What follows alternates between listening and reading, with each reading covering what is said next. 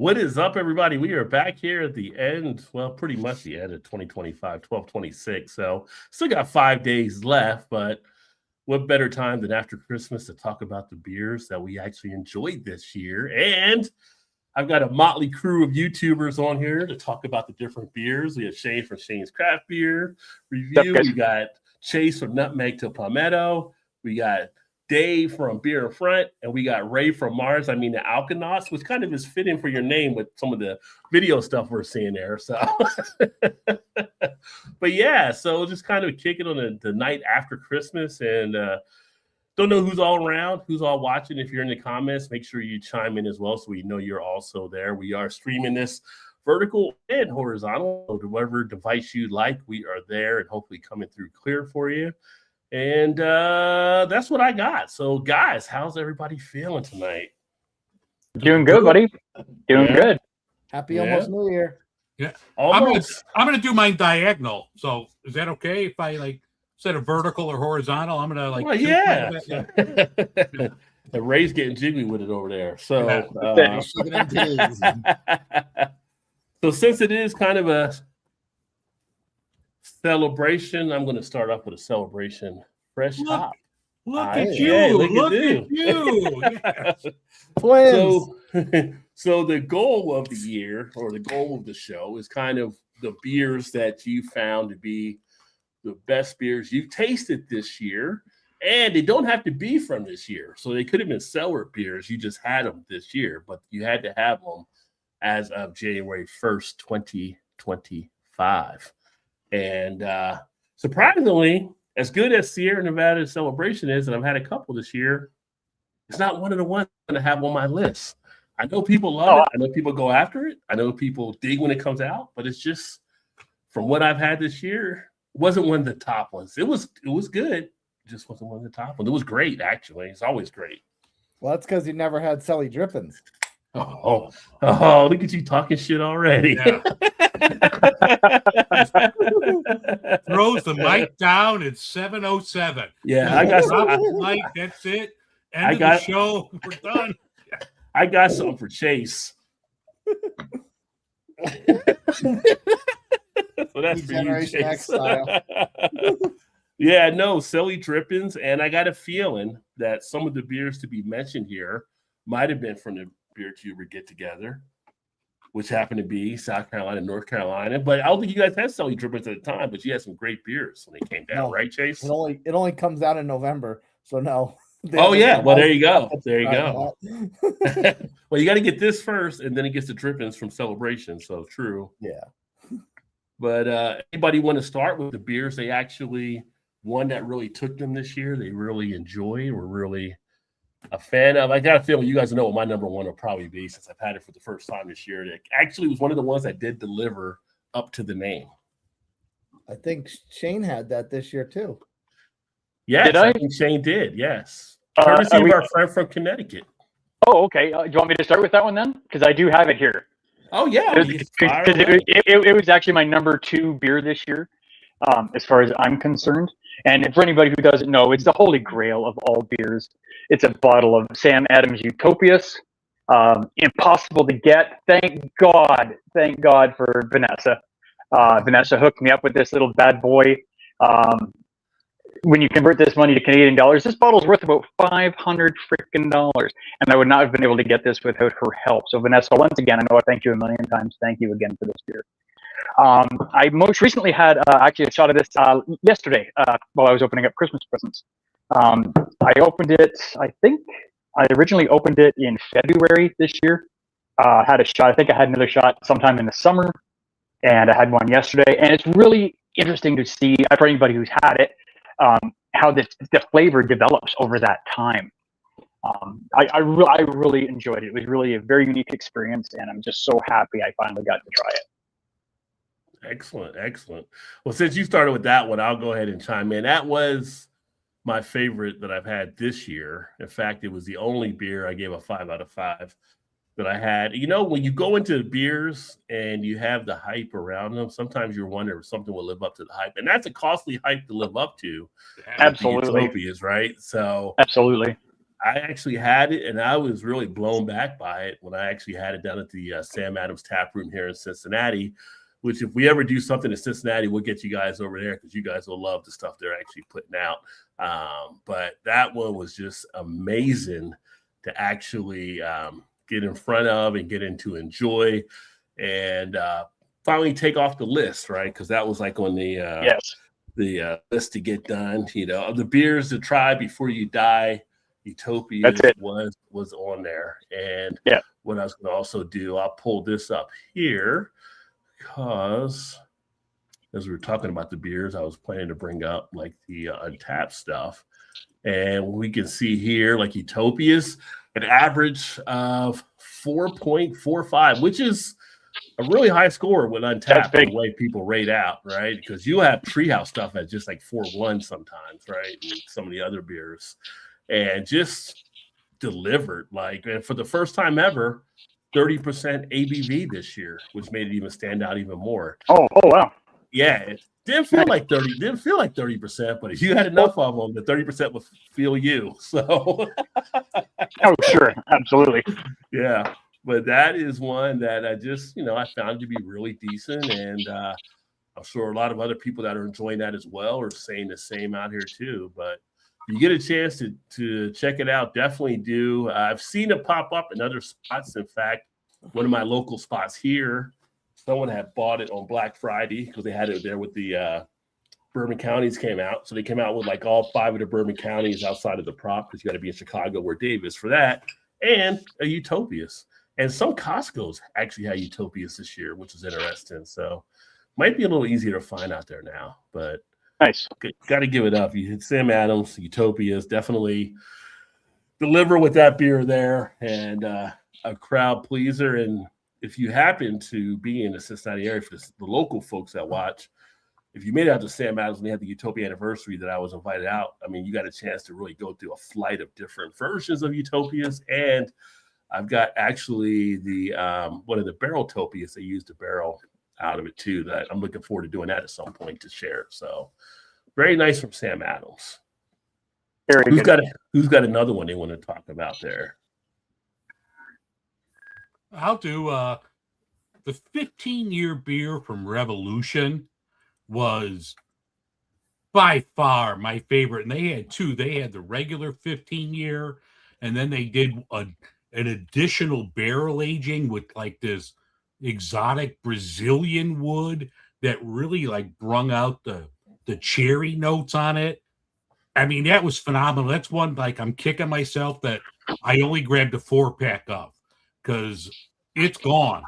And it was like by far like stunning. Like, that's something I wish, and it's only like a one-time thing. They're not going to put it out again next year. So that was by far like amazing. Would like make the hair on my arm stand up just thinking about it. Like, that was so damn good. Yeah.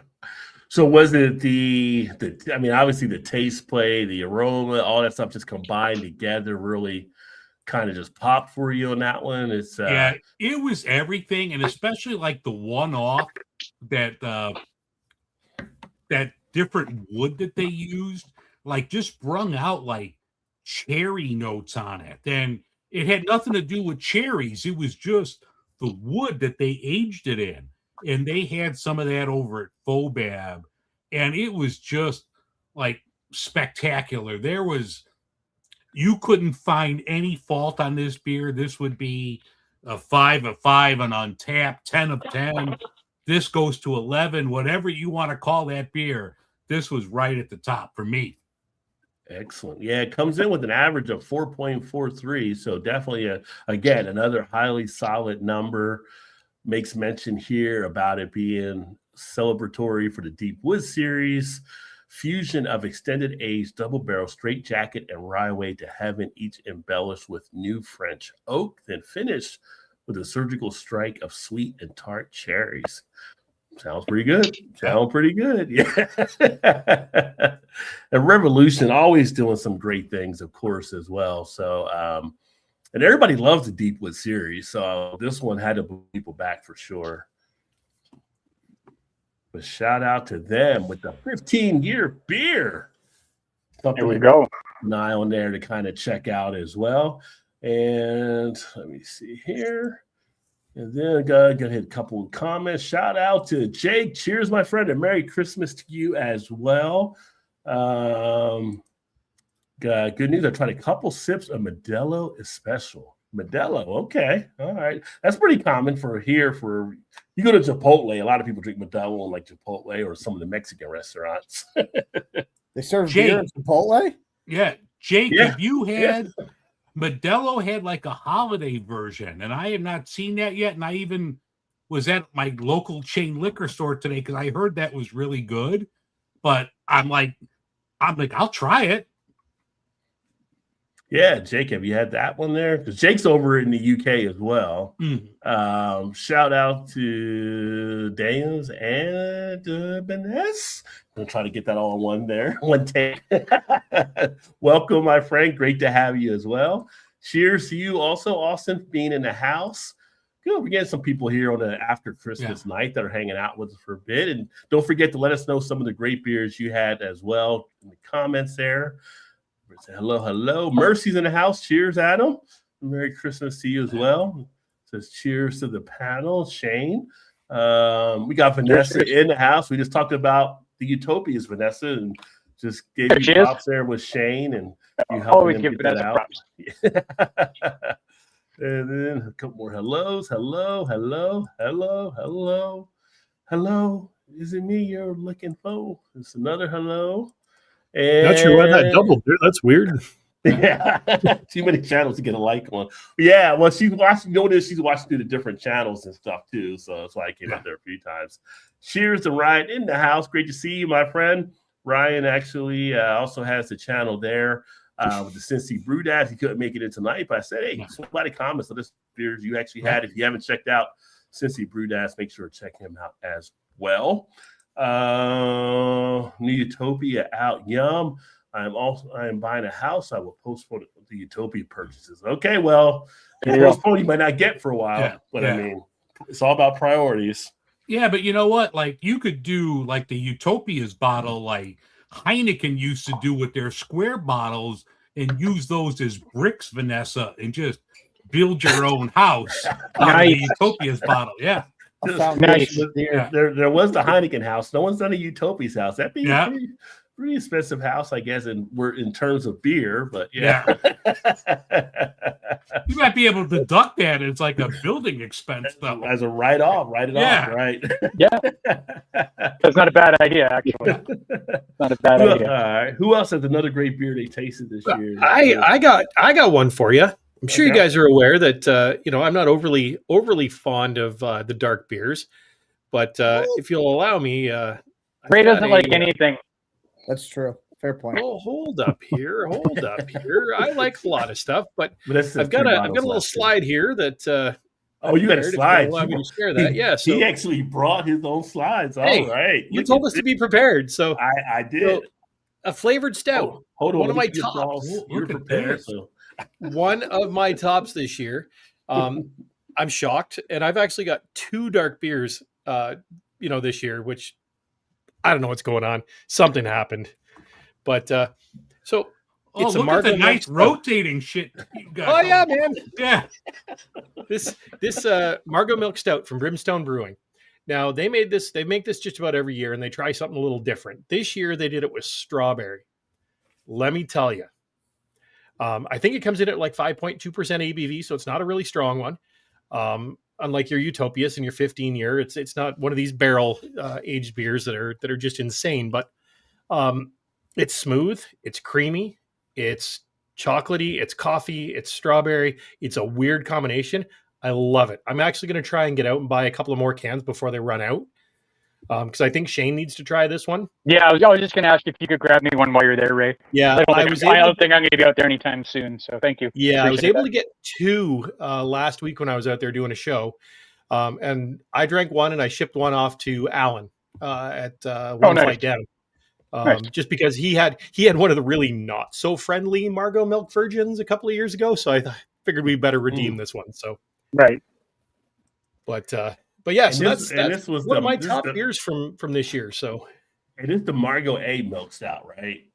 is what from Brimstone, or is it Yeah. just okay? I just want to make sure 'cause I see that on Untapped as well. Yeah, it's the Margot Milk Stout. They do it every year, but like I say, they change it up and they put a different spin on it every single year they do it. Okay. So Eh. so some years it's like whatever. I don't know. They flavor it different every year, and this year they actually hit it out of the park. It's still maybe a 1, maybe a 2 can beer for me. Like I wouldn't drink 5 pints of these in a night, but anyways, Sounds pretty good to me though. I like Yeah. it. yeah, it's I think absolutely I'm gonna like delicious. that one. Well, the So I version think you here, will. the version you had was that the strawberry, vanilla, and lactose. That the Yeah. right one? Okay, all right. So that's like 4% ABV that it comes in at there. All right, I'm looking at it on Untapped. I think it's more than 4. But it's Untapped, so someone could have made an error. They have it as 4. So you take Untapped for what it is. Yeah, 'cause that's you know what? I 20 might be times wrong. better. It might actually only be 4, Ooh. but I don't think so. And then they've got a red wine barrel version of that too, or they did at least. Nice. And They did a couple years and ago, a yeah. bourbon. You sure it wasn't a bourbon barrel aged version? That's 8% on that one. Yeah, no, didn't have that Okay. one. So, Okay, nice. but delicious. And in this little slideshow, like I said, I've got 2 dark beers, which is weird. Okay. Well, I And got one the of them is a chance- black lager, but it is not the black lager. And Shane will Oh, know what I'm nice. talking about there. Hey, I do too. I've had it. I've had it. Well, that's the first thing I thought of, but I'm like, no, that can't be it. It's got to be something different. So I can't wait to hear what it is. And I would definitely say for anybody that gets up into that area, I had the pleasure of going with Ray to Brimstone. Unfortunately, the other crew wasn't with us when we went out to the rest of the crew. Great brewery, fantastic beer. So I was really impressed. One of the top breweries when we were up there in the Ira area and stuff for the 2023 get together. So they knock it out of the park. 24. 2024. It's 24. God, yeah, because next year's 26, so this would have been 20, 25. 23 was 23 was a while ago. Good thing we don't write checks anymore because that used to be the worst thing when you had to change it. You put the new dates on checks. You're always writing the last year on it. They're like, sir, that would have been like a year ago. Well, Sorry. Still good. Sorry. Yeah, as long as you don't future market. Yeah. yeah, it's still good. So yeah, It's not good. You got like 3 months on a check and that's stale dated, man. Well, Vanessa was saying she's doing the house because she has to move out of there. So, but she has the 3 bottles of 2023 still left. So she's got some Utopias. Oh, stock. Jesus. And then we got another celebrity in the comments here. Blue's in the Ooh. house. Blue. Blue. Oh, another I got the great man channel. blue. If you haven't checked out Blue Ice, make sure to check him out. It said Flanders Sour at Fire Force was the absolute favorite of the year. You're drunk. Now, before I say too much else, everybody knows I hate Flanders ales. That was the best Flanders I've ever had. Okay. So it's getting It was very good. maybe Wait, it was turn the best Flanders and it was a sour? Flanders is sour. Yeah. Flanders. It's that. I think it's the funkiness from the Flanders for me that I don't like, and I don't really like sours. But the one at Fireford, I was like, I don't like it, but it's the best one I've ever had. Okay. So that says something. I think. Maybe Shane's growing up on us, folks. I don't know. Yeah. Oh, wait till we get back around to my next beer, Rod. Yeah, I'm gonna blow your mind. It's okay. All right, Chase, you got one you want to say? Because I know you haven't put one up there yet. I can either double down on a barley wine for Dave, or I can double down on a stout for Ray. I like both styles, so you're going to offend me either Yeah. way. Okay. Your choice, sir. I'll do- Your choice. I'll do this one just because it's super fresh in my mind since I just edited the review. This one. Did it work? Oh yeah, he's got his little slideshow now too. All right, Oh, just sit back and drink. I- Look at this. I feel so underdressed for this party. I didn't bring any slides. I was going to pull it up, but Chase is already doing it. So there you go. I can sit here and drink my celebration. So the reason I wanted to bring up this first is because look now forget whatever my ranking was. Look at what the global ranking was amongst 1,000 unique check-ins. Still Yeah. almost 4.5. And I will tell you, That's huge. not to steal your thunder like that. Go Being for the time I was in Baltimore and Maryland, and I don't know if you guys, I don't think you can see it back there. Do I have it? Yeah, over here, I have an Elder Pine sign. That was one of the breweries that blew me away from what they're actually doing out there. So I'm all eager to see what you say about it. Yeah, this one. Well, I shot the review like a month and a half ago, so it's a little, it's a little rough in my mind, but other than the video I just watched, but this was so dangerous. Like I intentionally used my fatality glass, and you could drink this whole thing and not even realize you were going into Mortal Kombat fatality because it's impressive how smooth this is for 16 gravity. Yeah, smooth. Yeah. Yeah, a lot of their beers hide alcohol very well, and I've got like one Elder Pine left. Like I do a review on that I brought from Maryland. It's like I don't want to do it because it's the only one I got. But they're so good. They're so good. Once it's gone, it's gone. Right. It was like I just did that Firestone Walker review, and it was like I don't have another one for the anniversary ale, and it was so good. Yeah. The 7 blend they did together with that. Yeah, but I was impressed with how this one went together with all the dark fruits and the chocolates and how kind of thick it was, but also easy to drink. It was kind of wild. Yeah. That's the first time you've had Elder Pine on their beers? Yeah, actually, Okay. you know what's funny? For the longest time, I thought they're out of California. I didn't realize they were Baltimore. Yeah, no, they're right there in Maryland. I still share a lot of their stuff on the Facebook page when they come out with things because they're worth getting. If you can get them, you see them somewhere, pick them up. I don't know if they go much further out of Maryland, maybe Delaware, Virginia. How did you get them? Did you get them down in South Carolina? No, one of my buddies did a trade with someone else, and then he just passed off the extra one to me and one of our other friends. Okay. Nice. Because I think our local, probably closest connect is probably Paul from PA. So if you ever talk to Paul, he might be able to still get some of their stuff. And I think they might go to Eastern PA. Is he in East? I thought he was in Western PA for some reason. No, he's Eastern. He's Eastern PA. Oh, okay. Mhm. Yeah, he's about probably like, I want to say like an hour and a half, not really to 2, I think, from where other half is in Philadelphia and Bad Robot and all of them too. I don't know if he ever gets down there though. You know, Paul's more of a rural kind of guy. He doesn't like the big city as much, but you know, he'll drink the beer, so he doesn't want to go deal with the people. So we all know how Right. Paul is. Yeah, 100%. His beer is all homebrewed. Yeah. Paul will pay more if he can avoid people. So Yes. I mean, you can't blame him. I mean, really, I can't Yeah, blame he's him. got something. He's on to something there for sure. Well, shout out to the first round of beers. Those were some bangers for sure. I'm just drinking this, and as I drink this, I'm like just getting thirsty for more some other stuff. So, So, Rod, when you found that strawberry milk stout on Untapped, what was the rating on that? I missed that. let me see here. Let me go back. Give me I could search it myself, but the my camera's kind of behaving right now, so I don't want to do too much here. So Yeah, don't mess with it. Don't touch it. Trying No to behave. touchy. No Yeah. touchy. No, All touchy. right, let me pull it up here. I'm So just this curious, one because- for the mango milk stout. This one Okay, that's actually not came bad. in as a 374 That was the mango. rating. That's Margot. the mango. Oh, the Margot. Okay, the I'm sorry, strawberry, yeah. Margot a milk stout. 374 is what it came in, but it's only off of 234 unique, 258 Hey, that's not bad. total. No, it's good.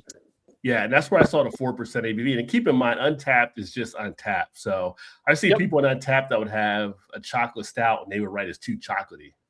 What is it? Chocolate stout. It's going to have That's chocolate. what Right, you yeah. ordered. Yeah. But you know, like we know Brimstone does some good stuff here. You can see it's a 4, you can see a 5, 4. It's got a low amount of people that have actually checked this one out, but right. a lot of them are pretty decent on what they're giving here. So again, the average is the average. So,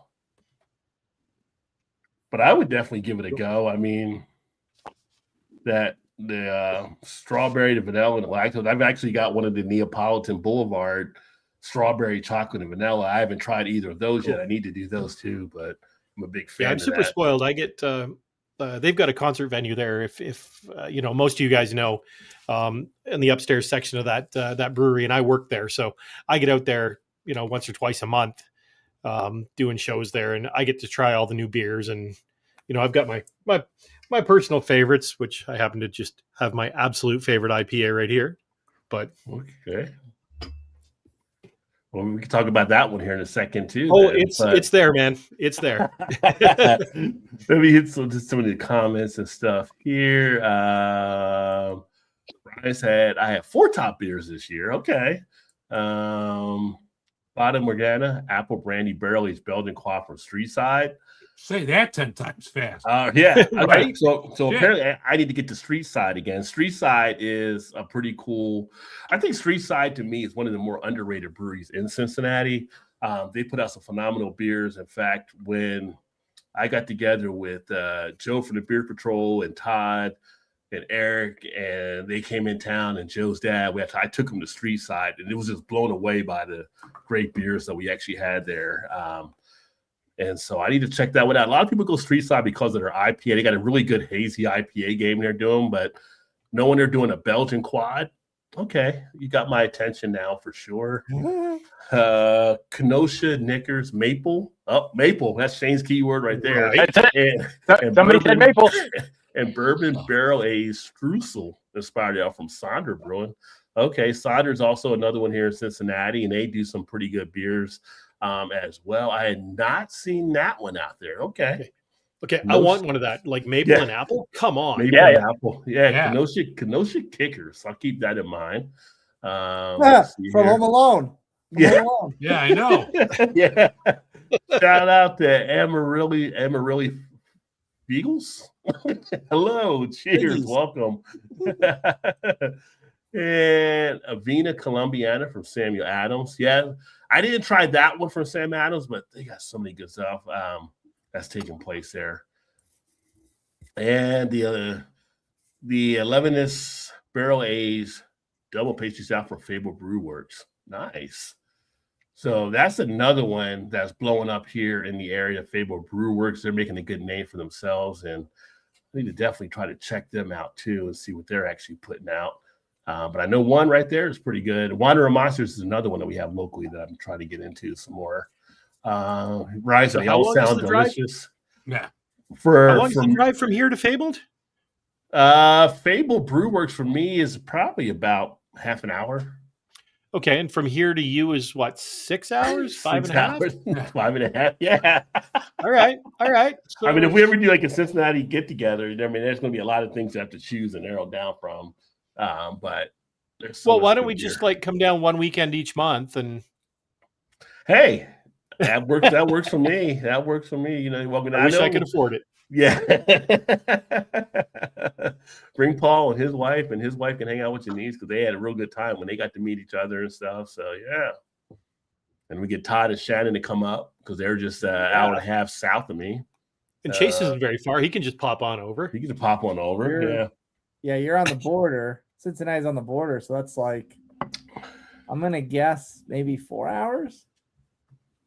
The border of Kentucky and Indiana. So southwest. Yeah. I was going to say it's more like 6 or 7, isn't it, from you?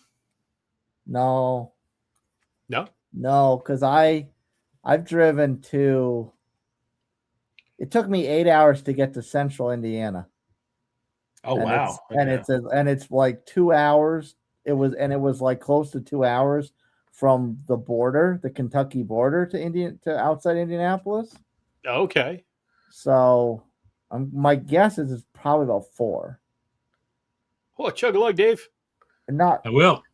not an undoable trip, but definitely a weekend trip because there's no way Nice. in hell I'm doing that in one day. Yeah, no. And then Ray said they all sound delicious. I think it's coming back. I know Ray asked about the comments. I think because we have it streamed on different channels, it shows me all the comments on my screen, but it's probably showing all his comments on your screen too. But Okay. on your YouTube channel, it would just show at one time. So for Right. people that are coming in through the link comments on different channels, they're only seeing it one time on whoever they're watching it through. Yeah, I was going to link this through to our channel, but I didn't get there with the reboots and restarts and updates and Make sure the glitches camera and stays Matrix up. and- Yeah, we don't want you doing too much, Ray. We're happy to get you No. where you're at now. which, and you know what? Honestly, I'm so flabbergasted by this whole thing because I've got quite a slick freaking desktop computer here, and I don't understand what's going on. Yeah. Gremlins, Gremlins. Yeah. Gremlins! I tell you. It's a Christmas movie. It's a Speaking of Christmas movie. Gremlins, how come nobody ever talks about Gremlins for Christmas movies? Like people forget about Gremlins, I think. Well, no, the top two are Die Die Hard, Hard. and Gremlins. Yeah. And Die then Hard. number 3 is A Christmas Story. But nobody ever mentions like you with those Gremlins in the mix. Well, I you just don't- don't ask the right people. I would have told you that. No, I know it's a Christmas movie, but I rarely hear people make that debate about it being. That was a pretty good Christmas movie from back in the day. I got in a pretty heated argument once in a group chat because like now I'm not someone that denies Die Hard its place, but my friends wanted to deny Nightmare Before Christmas its place. And I was like, you can't include Die Hard and then not like you can't include Die Hard, which is, kind of an adjacent Christmas movie, and then disinclude Nightmare Before Christmas for being a Christmas adjacent movie or a Halloween movie or whatever. Well, I thought Night Before Christmas. I thought that I'd never seen that one, but I thought it was a Christmas movie. I've always thought that. I mean, it's literally Yeah, he's Night Before stealing Christmas, Christmas. and it's in the title. Yeah. Now the thing with Die Hard, I've always said Die Hard's a Christmas movie. But here's something I thought the other day. If Die Hard's a Christmas movie, could you make the argument so is Lethal Weapon? And Yeah. here's my point. The first Lethal I heard that Weapon recently. was at Christmas. Mel Gibson was dealing with going through the struggle of losing his wife. They got, had died or whatever. I think he died, got killed, I can't remember, but he was on edge about to take his own life at certain points. He gets saved by Danny Glover and his family that give him a new meaning on life. And everything is like at this holiday. And he ends up spending the season basically with them. There's a holiday dinner and all kind of stuff. It becomes a part of the family.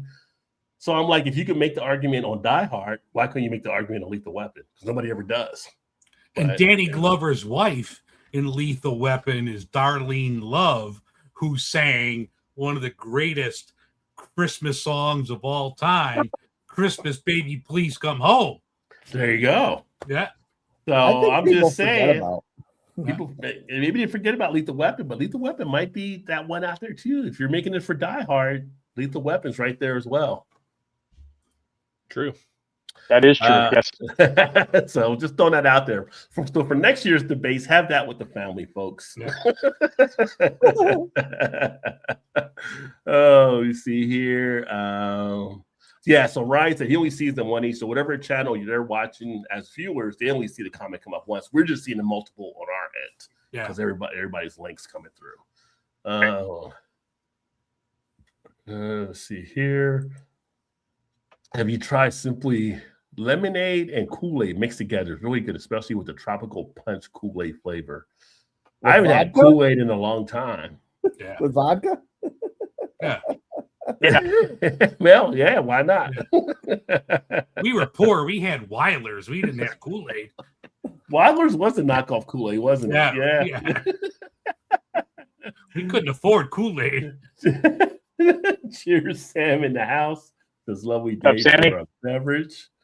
Did you talk about Trading Places as a Yeah. Christmas movie? I mean, they do celebrate Christmas. It is about Christmas, kind Yeah. of adjacent to it. I don't know how you want to play that one out. I mean, it does happen. And Jamie Lee Curtis is not going to put Dan Aykroyd out all by himself because she's like, it is Christmas. You're not going to be out here. You're coming home with me and blah, blah, blah. So, Had a couple Exactly. nice ornaments in that movie too. yeah. When you said Yes. Jamie had a couple Yeah. nice ornaments, or there were a couple nice ornaments. Yeah. But I'm pumped. Die Hard, Lethal Weapon, Predator. Look at Hans Gruber. Beverly Hills Cop T2. Now we have what? Avatar. LOL. Yeah. I didn't see the second Avatar, but the third one is out now. I can't take Something. Avatar seriously anymore. Yeah, right. Oh, hang on. Big shock. Never seen any of the Avatar movies either. Neither have No I. way, you're not missing not anything. even the Shane, first I'm one. right there Wow. with you, Shane. The Awesome. first one Yep. was pretty good. The first one was basically depicted on like a futuristic, scientific Little Bighorn battle. And then I don't know what happened in the second and third. It was kind of interesting on the first one though. But I'm like, sometimes you don't need sequels. Just do it once and be done with it. Be good to go. The first one was a live action Fern Gully. Live action Fern Gully. That's awesome. What a great way to describe that. No one ever talks about Next Friday either. Yeah. Craig and Day get robbed on Christmas. You know, they're trying to have the whole good Christmas. Nobody ever talks about that being in the Christmas movies. But anyway, I digress. Who's got another beer they want to talk about with that kind of for 2025? Well, I could get my number one beer out of the way. Everybody sitting down. Hold on to your freaking chairs. My number one beer was a gifted beer to me from Big John Anderson down in Ohio, Ginger Yeti Road Beers. Shout out to Ginger Yeti. Yeah, for sure. I'm sure he's watching. I know he's not participating. He lost his voice, so he couldn't really get in to join. But yeah, one of the reasons this was my number one beer this year, one, it was a perfect 5 out of 5. It was an amazing surprise. I was blown away by this more than any other beer I think I've ever had ever. And the shocking part is this beer is a sour. That is shocking. That is shocking. It's a Christmas miracle. Right? now in all fairness, this beer when you drink it is tart, not sour, which is tolerable. So the beer I'm talking about is this absolutely gorgeous can called a Blood-Soaked Symphony. This beer is a beer in collaboration with the heavy metal band Whitechapel and Zool Brewing. I mean, look at that artwork. Like, that is just freaking fantastic, right? Now, I know Anderson won't send me a crappy sour. He knows better. And because it was Whitechapel and he works with the Whitechapel guys. So the flavors in this are blood orange, strawberry, and vanilla. So when you pour this, it's like a deep, thick-looking blood red beer. And from the very first sip until the very last sip, I was just dumbfounded. And if you go back and watch the review, I actually have a hard time trying to wrap my head around it because it was so good. So to show you how good this thing is, if you said, hey, Shane, you're allowed to have one beer, you can have Blood-Soaked Symphony, or you can have this entire bottle of Utopias. Oh, I'm going to throw up when I say this. I'm going to take the Blood-Soaked Symphony. Wow. Well, If you guys can get this beer, freaking get your hands on it. I know Anderson was touring with Whitechapel recently, and he was at some place. I can't remember if it was a venue or a bar, and they were selling these for $23 US a can. What? I think it was brought up in discussion in our group there, and I said, you know what the sad part is that I would pay $23 for that beer. Yeah. Wow. It is that good. It was so good. Well, when they do it again, because Whitechapel's done beers with a local Chicago brewery, Old Irving, they've done a couple. Yes. So if they ever come out with another one, like a Whitechapel Old Irving, I'll grab some and send it your way, Shane. Oh yeah, please Like do. the ones that I've had have been phenomenal. Oh, for sure. And like I said, like this, it was collaboration with Zool. I think this is only maybe the second or third Zool beer I've ever had because obviously I can't get them up here. But yeah, Zool does some amazing beers for sure. Yeah, Like really, really good. Blood-Soaked Symphony, 6% ABV. Yes, sir. Sour, fruited, average rating 4.23. Gluten-free sour condition on blood orange, strawberry, vanilla. Wow. Collaboration with a good friends from the band Whitechapel. Yeah. Like really, again, really amazing. Blew me away. And by far, for me personally, that was my favorite beer that I had this year. Shane, you'll be really jealous when I tell you when I met up with Yeti in Asheville, he gave me an extra can of this, so I get to have it twice now. Son of a bitch. But it's good though. You've had it though, Chase. You'll back me up on this. You'll back me up. It's an amazing beer. It's an amazing beer. Amazing. So you're saying Yeti's playing favorites now?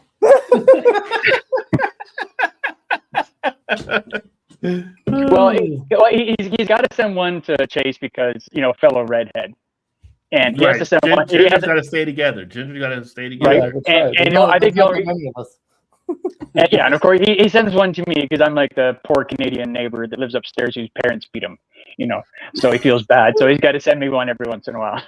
That's why I think- he's short. He had his height beaten out of him as a child. right.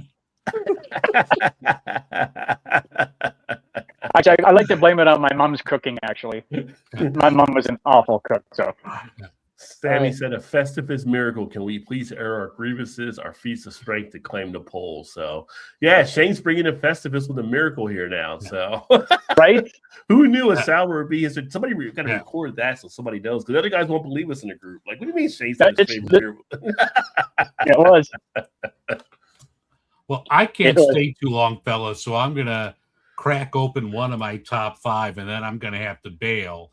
But I think I just uploaded it to you, Rod J. One Okay. my top 5 beers, and I'm gonna crack one open now. Wookie Jack that we've had from Firestone Walker, phenomenal black IPA. I mean, it's just one of my favorites. I love it when it comes out every year. Just a great beer. I mean, just phenomenal. It's a black rye IPA. If you like the style, if you like rye, Mhm. that's good. Just inject that in my veins. Yeah, Wookie Jack is a solid beer from them. I enjoyed it. I went through my 6 that I actually received from Firestone, but it definitely hit the spot. Well worth picking up. For anybody that's like a black IPA fan, they did a knock it out of the park job on that one as well. That one comes in right now. So on an average of a 4 as it stands right now People out got there. issues. That's just a great damn beer. They got issues. Out of Untapped, 169,000 people though. That's like one of the hugest numbers I think I've seen on a beer in a long time. 111,000 unique, 8.3% ABV. I think it delivers great. I would have liked more rye out of it. I didn't feel like I got Yeah. enough rye, but as You far get as a black some, IPA is solid. Yeah, I agree. Like the rye is faint, but it's there. But just like, I mean, it hits that sweet spot between the dark malts and the hops. It's just like perfectly balanced. Something Mhm. like, if this was out all the time, I would drink this year round. And we had that 6-pack from them. I just bought a couple more cans today. They didn't have any more 6-packs left, but they had a couple cans and like a build your own 6-pack. So I'm like, I'll take those last 2, son. I'll put those in my case here. There you go. Yeah. Yeah. It's definitely worth a Yeah. try there if you happen to grab it out there or see it. But yeah, Wookie Jack. Yeah.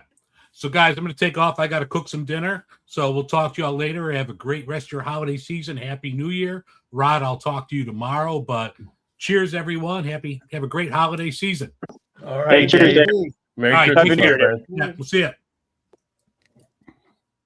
All right, and Vanessa's back in the house. That's always a good thing. Yeah, but if you get a chance, if you're a black IPA fan, that's definitely a solid one to actually try. I know Chase, I know you got one lined up there. Yeah, well, so this one I'll spoil Shane's, I guess, future surprise. Well, what I was gonna do was set up Dave to tell you he was sending you a box, and I was gonna actually send you a box. So Oh, nice. I guess there'll be no surprise, but I'm gonna put one of these in there because I want to know how this stacks up to you and compared to Bloodsoaked Symphony. Uh-oh. Okay. So Okay. I'd be interested to try it, of course. to our previous topical conversation of Stranger Things. It's called Vecna's Brunch, and it is from a brewery that Shane had another sour from that he really liked. Dissolver. Nice. Yeah, and it's also in that same. Say, I was under the impression that Oops. Oh, sorry. wasn't- Sorry, thanks for my cameo. I had my cameo there for a second. who left Rod alone with the switcher? I was under the impression for at one point in time that Zool was the only brewery that did the gluten-free sours, but so do they. So this is a gluten-free dessert beer with blueberry, maple, vanilla, brown sugar, and granola. Oh, that sounds amazing. Yeah. So That sounds actually right up my alley. I'm probably gonna like that. I know you can't appreciate the Stranger Things reference, but No, Yeah. I don't get it at all. yeah. You But got- that's what's in my glass. It's a lot more redder in person. It looks a little darker in there. It's a lot more redder in person. But I have the thing I can share again. Okay, well, I was going to pull it up, but I'll let you go and Oh, pull it up. sorry. It's your world, Chase. I'm And just which living one in are you? This one. it. Vecna's Brunch in collaboration with Atrium Brewing. This literally just got released, so pay no attention to this. This has only been out for about 2 weeks, a week and a Okay. half. That's a pretty good start though at 4.2 already. Yeah. Yeah. Dreamed up with our Fruity Tooty brethren, Atrium, and honed in by our cellar team to celebrate the final season of Stranger Things and our big party in Durham this Saturday, 12/20. So that to give you an idea of when they finished it. We wanted to riff on something that harkened back to the show, and obviously redacted brand name Waffles, I'm guessing 11, was the first choice. So we conditioned it on a mountain of vanilla, granola, brown sugar, and vanilla to get a really cool baked goods effect, and then further conditioned on maple syrup and a lot of blueberries. I think there's a blueberry reference in the show. For argument's sake, they're all let's all agree that 11 loves blueberries, or was it Will? Maybe it was the pizza delivery dude. I don't remember the blueberries joke, but the Eggo waffles was the big. The Eggo waffles is what she loves frozen. Yeah. Yeah. Yeah. After hearing that description, Shane, do you need a napkin? Are you okay? Yeah, Might be a I'll be little okay. Homer Simpson drool over there taking. But you can scroll down, Chase. I was gonna say Oh, scroll down sorry. because it showed your comment on when I pulled it up, or I can pull it up here.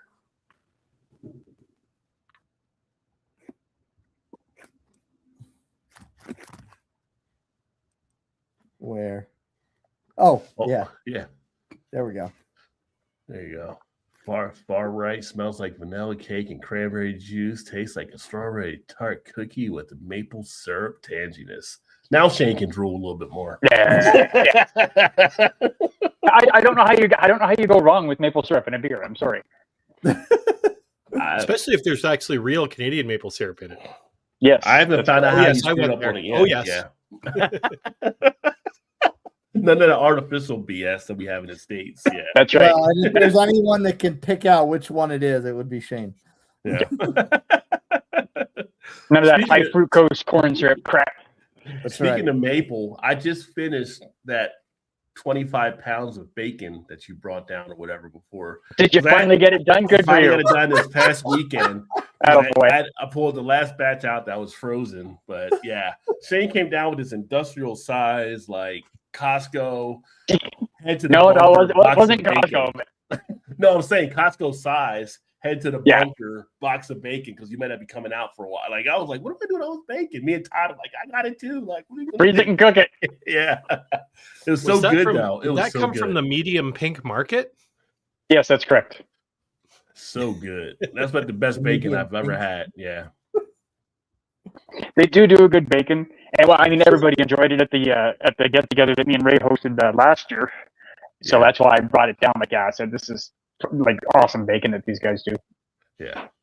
Yeah. I already love bacon anyway, but the Canadian bacon versus what we get in the States, big difference, folks. Big difference. Bacon from Canada, not Canadian bacon. Two different Yeah, things. not Canadian bacon, which is like ham in the States. So It is ham in the States. yeah. Yeah, but you guys are the only one that called it Canadian bacon. We don't call it Canadian bacon up here. No, that's ham. That's ham. Canadian It's only the bacon is Americans that call it female Canadian bacon. Yes, that's right, Ray. Female. Canadian bacon is female bacon. We don't make the rules. We just live by them. So No, I get it. I'm not blaming you. I'm just saying. I'm not blaming you guys specifically. And Just as a whole, in general. Just as a whole. did you already do your second one, Ray? Did you already have another one there that you did? Well, or- you know what? Let me go somewhere a little bit controversial because I know we're all about the craft Ooh. beer stuff, but Uh-oh. I actually hit on, and it Uh-oh. makes me sad, but yeah, I know these tips. It's fine, but I hit on a macro lager this year that I really enjoy, and if you give me permission to share there, Macro lager. I'm out. Absolutely not. I had a funny feeling you guys were going to do that.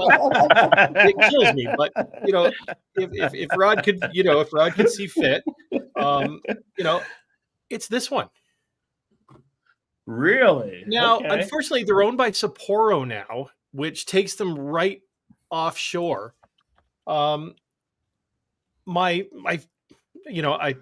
was always a big Alexander Keys fan, but they've been bought out as well. So that just leaves Moosehead really as the last kind of Canadian-owned macro-ish brewery. But this has been like, look how nice that is. How could you not like that? And look what they've put on the screen. Like there's a beaver and a maple leaf, and they've actually called it Canadian Lager now. I know, I can see your tears, Shane. I can see, but I don't mind. I actually don't mind Sleeman. Like if I go to somebody's house and they hand me a Sleeman, I'm like, oh, Sleeman, great. I'm actually okay with it. I don't mind Sleeman. Yeah, I was really disappointed when I actually learned. I got digging, and I was like, I bet you they've been bought out. And they're owned by an offshore company now. I mean, there's worse companies. I don't think Sapporo is a horrible company. I've not really dug into it, but yeah, it is what it is, and it's just my daily drinker now. So Yeah. Right now, And it's all right. Sapporo's- It's not.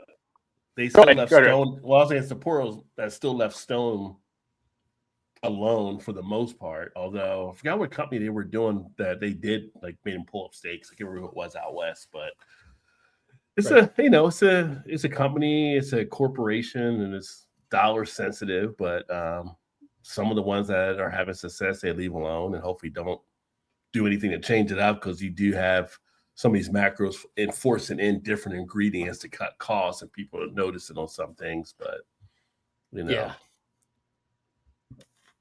But there's some macro. I mean, every beer's got a spot, right? So again, you have to satisfy only one person, you and your taste buds. That's why the whole thing about beer is like, drink what you like, but don't be a dick type thing, right? So Yeah. let people no. enjoy their beers actually enjoying. And we have a lot of people. I know a lot of craft brewers that when they're on downtime, they're drinking macros. So again, it just happens. 100%. Oh, they all Yeah. all the brewers down here, especially the ones that I've become friends with, they're all High Life fans. Mm-hmm. They're all throwing back High Life. They're shot. Yeah, they all drink. They all drink high. They told us that when we were down there. They all drink High Life. All the brewers. They all drink High Life. said that, cousin. No. The guys at Southern Tier. The guys at where was that one place? The place with the two girl brewers. Can't remember the name of it off the top of my head. North Carolina or South Carolina? It's all the same to me. Don't tell North Carolina or South Carolina person. Well, no, I never knew what part of what Carolina we were in. I mean, Liability doesn't have two girl brewers, but that No, it wasn't Liability. Say that. Magnetic South. That was it. It was Magnetic South. Yeah. They all drink High Life. Yeah. I think the guy, the first place we went to, Rockers, I think he was a High Life drinker too, if I'm not mistaken. Yeah. Yeah. But yeah, that seems to be the go-to for all the brewers down there. Yeah. Well, Isn't that Brian's like anti-beer? Probably. Brian, he's like against High Life. Yeah, there's one that he's highly against. I can't remember what it was. They had like a beer club or something, and he stopped drinking for a little bit, and when he came back to it, he tried to cash in his points, and they were like, "Nope, sorry." Oh wow. Yeah, it was a story. I can't remember. I think it was High Life. It could be. Is High Life the champagne of beers? Yes. Yeah. Yes. Okay, I'm pretty sure that's the one. I think you're right, yeah. Wait. Yes, it's champagne beers. It's High Life. Yeah. What's Banquet Beers thing? They're Coors Banquet. I mean, they got the stubby, but I don't know if they have anything like Stubby. that's what they call like the little stub bottle. Yeah. they Yeah, the have. stubby bottles. Yeah. Yeah. The Johnny Lawrence beer. Yeah, they call it Coors Original up here now. It's not called Yeah, Banquet Coors anymore. Original. Yeah. Yeah. It was a golden beer or something. It was something, but it wasn't like the champagne beer. That's always been High Life for that. Remember, France was pouring out Miller bottles a couple of years ago because they were upset because they had champagne on that beer. And I'm like, Miller don't care. You bought the bottles. You would have poured them out. That doesn't do anything. You go right ahead. Yeah, go right ahead. Get all the mice drunk or the rats or whatever. Yeah. As a matter of fact, why don't you buy a double batch from us and do that? Right. But Miller High Life always has, for me, it has like a spot anyway, because as a kid, when I first started drinking beer, like taking those, sips and stuff like you would usually have with your parents or grandparents, my grandparents always had Miller High Life in the little bottles. So it's like, go get me a High Life out of the fridge and open up for them and take a little sip on the way back, right? So, yeah. So that always brings back good memories of Miller High Life. My favorite macro lager was Gansett. Oh yeah, and a side star of Jaws too, because a lot of people picked up and Jaws started drinking Magazine Really? after that. Yeah, that's what Quentin drank. Was Narragansett acid. That's the beer he drank. That's what he had. Yeah, He died like within a few months of Jaws coming out. was it that? Did he? Was it that Huh? fast? I can't remember when he died. Did he die It that was fast very- afterwards? It was very, very close to when the film came out. Yeah, he was a good actor though. Sorry to interrupt. Canada won, Czechia nothing. Woo! I didn't know. I thought you were watching the bowl game because that's a touchdown sign in the States. That was just an arms raising excitement. Oh, sorry. Sorry. I'm like, oh, Shane's watching a bowl game over there. No. Goal No, would be like one Yeah. arm forward pointing towards the net. That would be a goal. That's right. Well, it's hard to do on a small screen. Yeah. That almost looks like I gotta make sure I do one and not two because that's Australian football, right? Yes. I think Coors Bank was a decent macro. I mean, I'll enjoy it time to time. A lot of the bars will do stuff like, $2 25-ounce pours of Coors Bank, but I'm like, well, shoot, I'll drink that. That don't bother me none. So, yeah. I It's prefer tasty. Coors to Bud. Yep. And it works. So, I don't complain. And let's see here. And then is it just me now for a second beer? Oh, the one that you had there. I think I got the right one, Ray. So here's the thing also for watching is kind of like, again, it's Untapped. So you can't always just go with Untapped on stuff as well. For the most part, I mean, I say you got to try stuff yourself if you really want to get it. But Untapped, average on that one was like a 309. The right one here. But it's macros are always kind of hit downward on Untapped too. Sure. And it's kind of like when I went up there and I had Shane, you sent me one as well. The red ale that I had. The Rickards. Yeah, I didn't know it was like Molson Coors when I had it. It was tasting fine on tap, and then I found out it was Molson Coors. I'm like, okay, so macros can still make some good beers, Mhm. And when I sat there at the bar and had on draft, it was fine. It was decent. So yeah.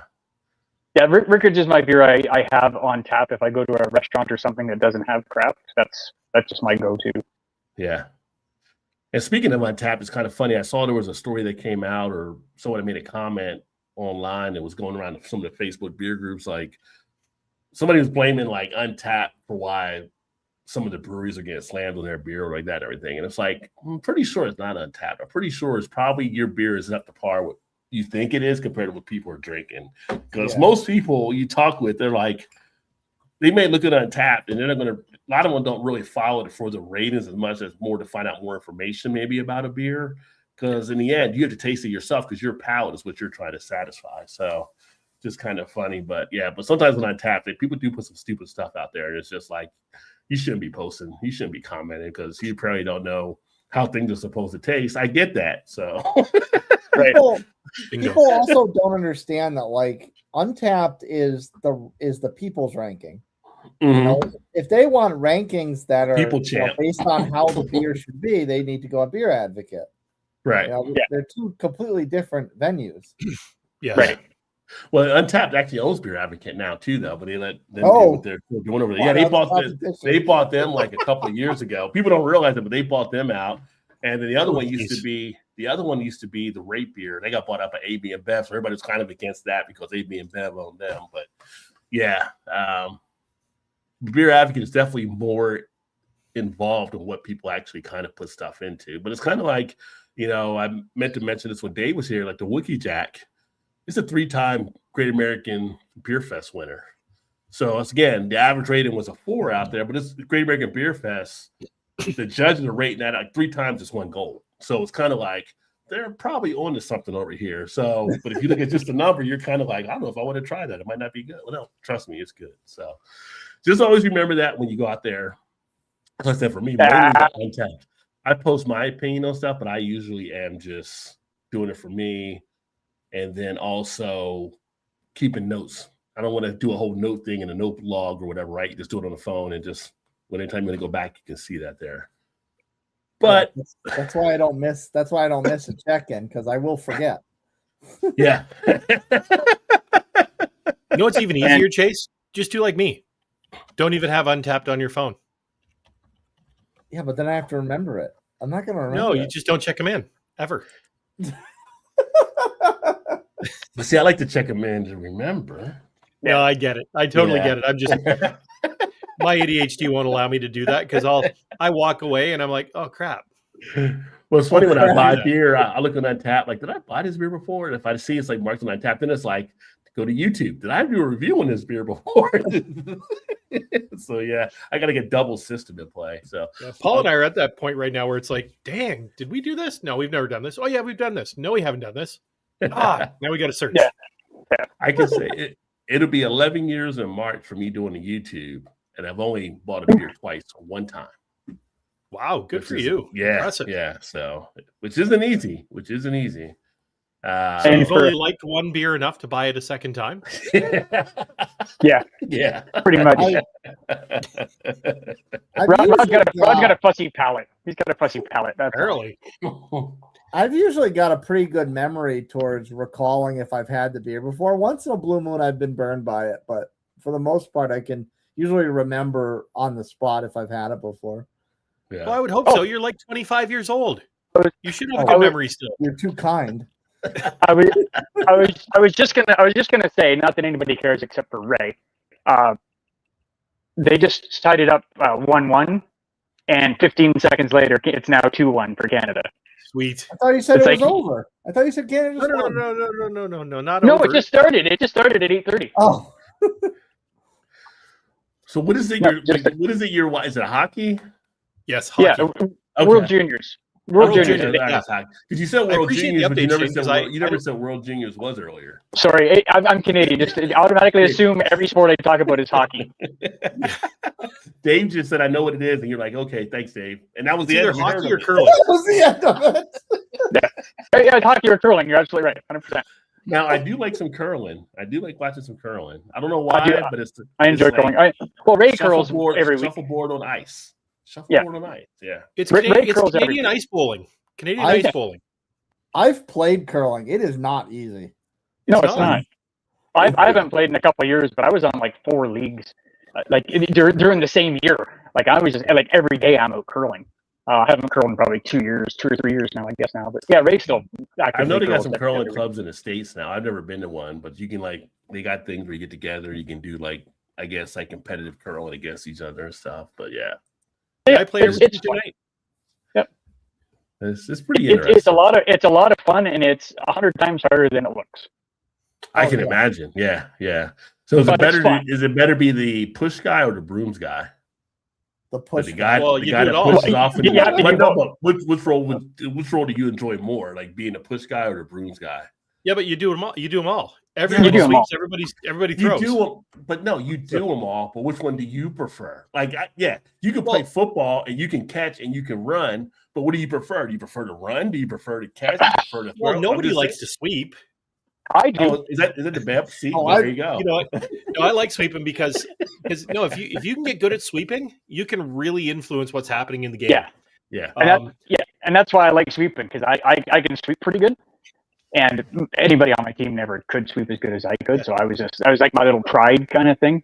I tell you, there's a muscle over here, and I'm not sure what it's called. That's But the the first lats. couple of weeks every year, I just call it the lower bubicus muscle because I don't know what it's actually called. But holy moly, Yeah, that would be your lats area there, Ray. I thought the lats were back here.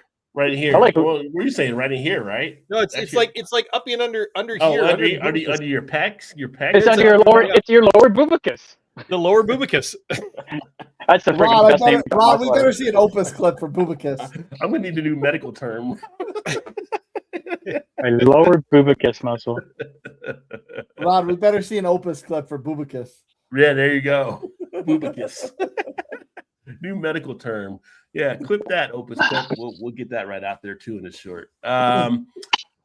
The beer that I had here, like the second one that I was intrigued with, which is actually, it is an old classic. I've had it before, but coming back to Ohio after a number of years, it was like, I wonder if it still keeps up, because there's been some things that have changed in some of the different breweries, but still tried and true, it still works and it still is really great. And that is from our Great Lakes, because you have Great Lakes in Canada, but our Great Lakes sir. Brewing and the That's Chill Wave Double IPA.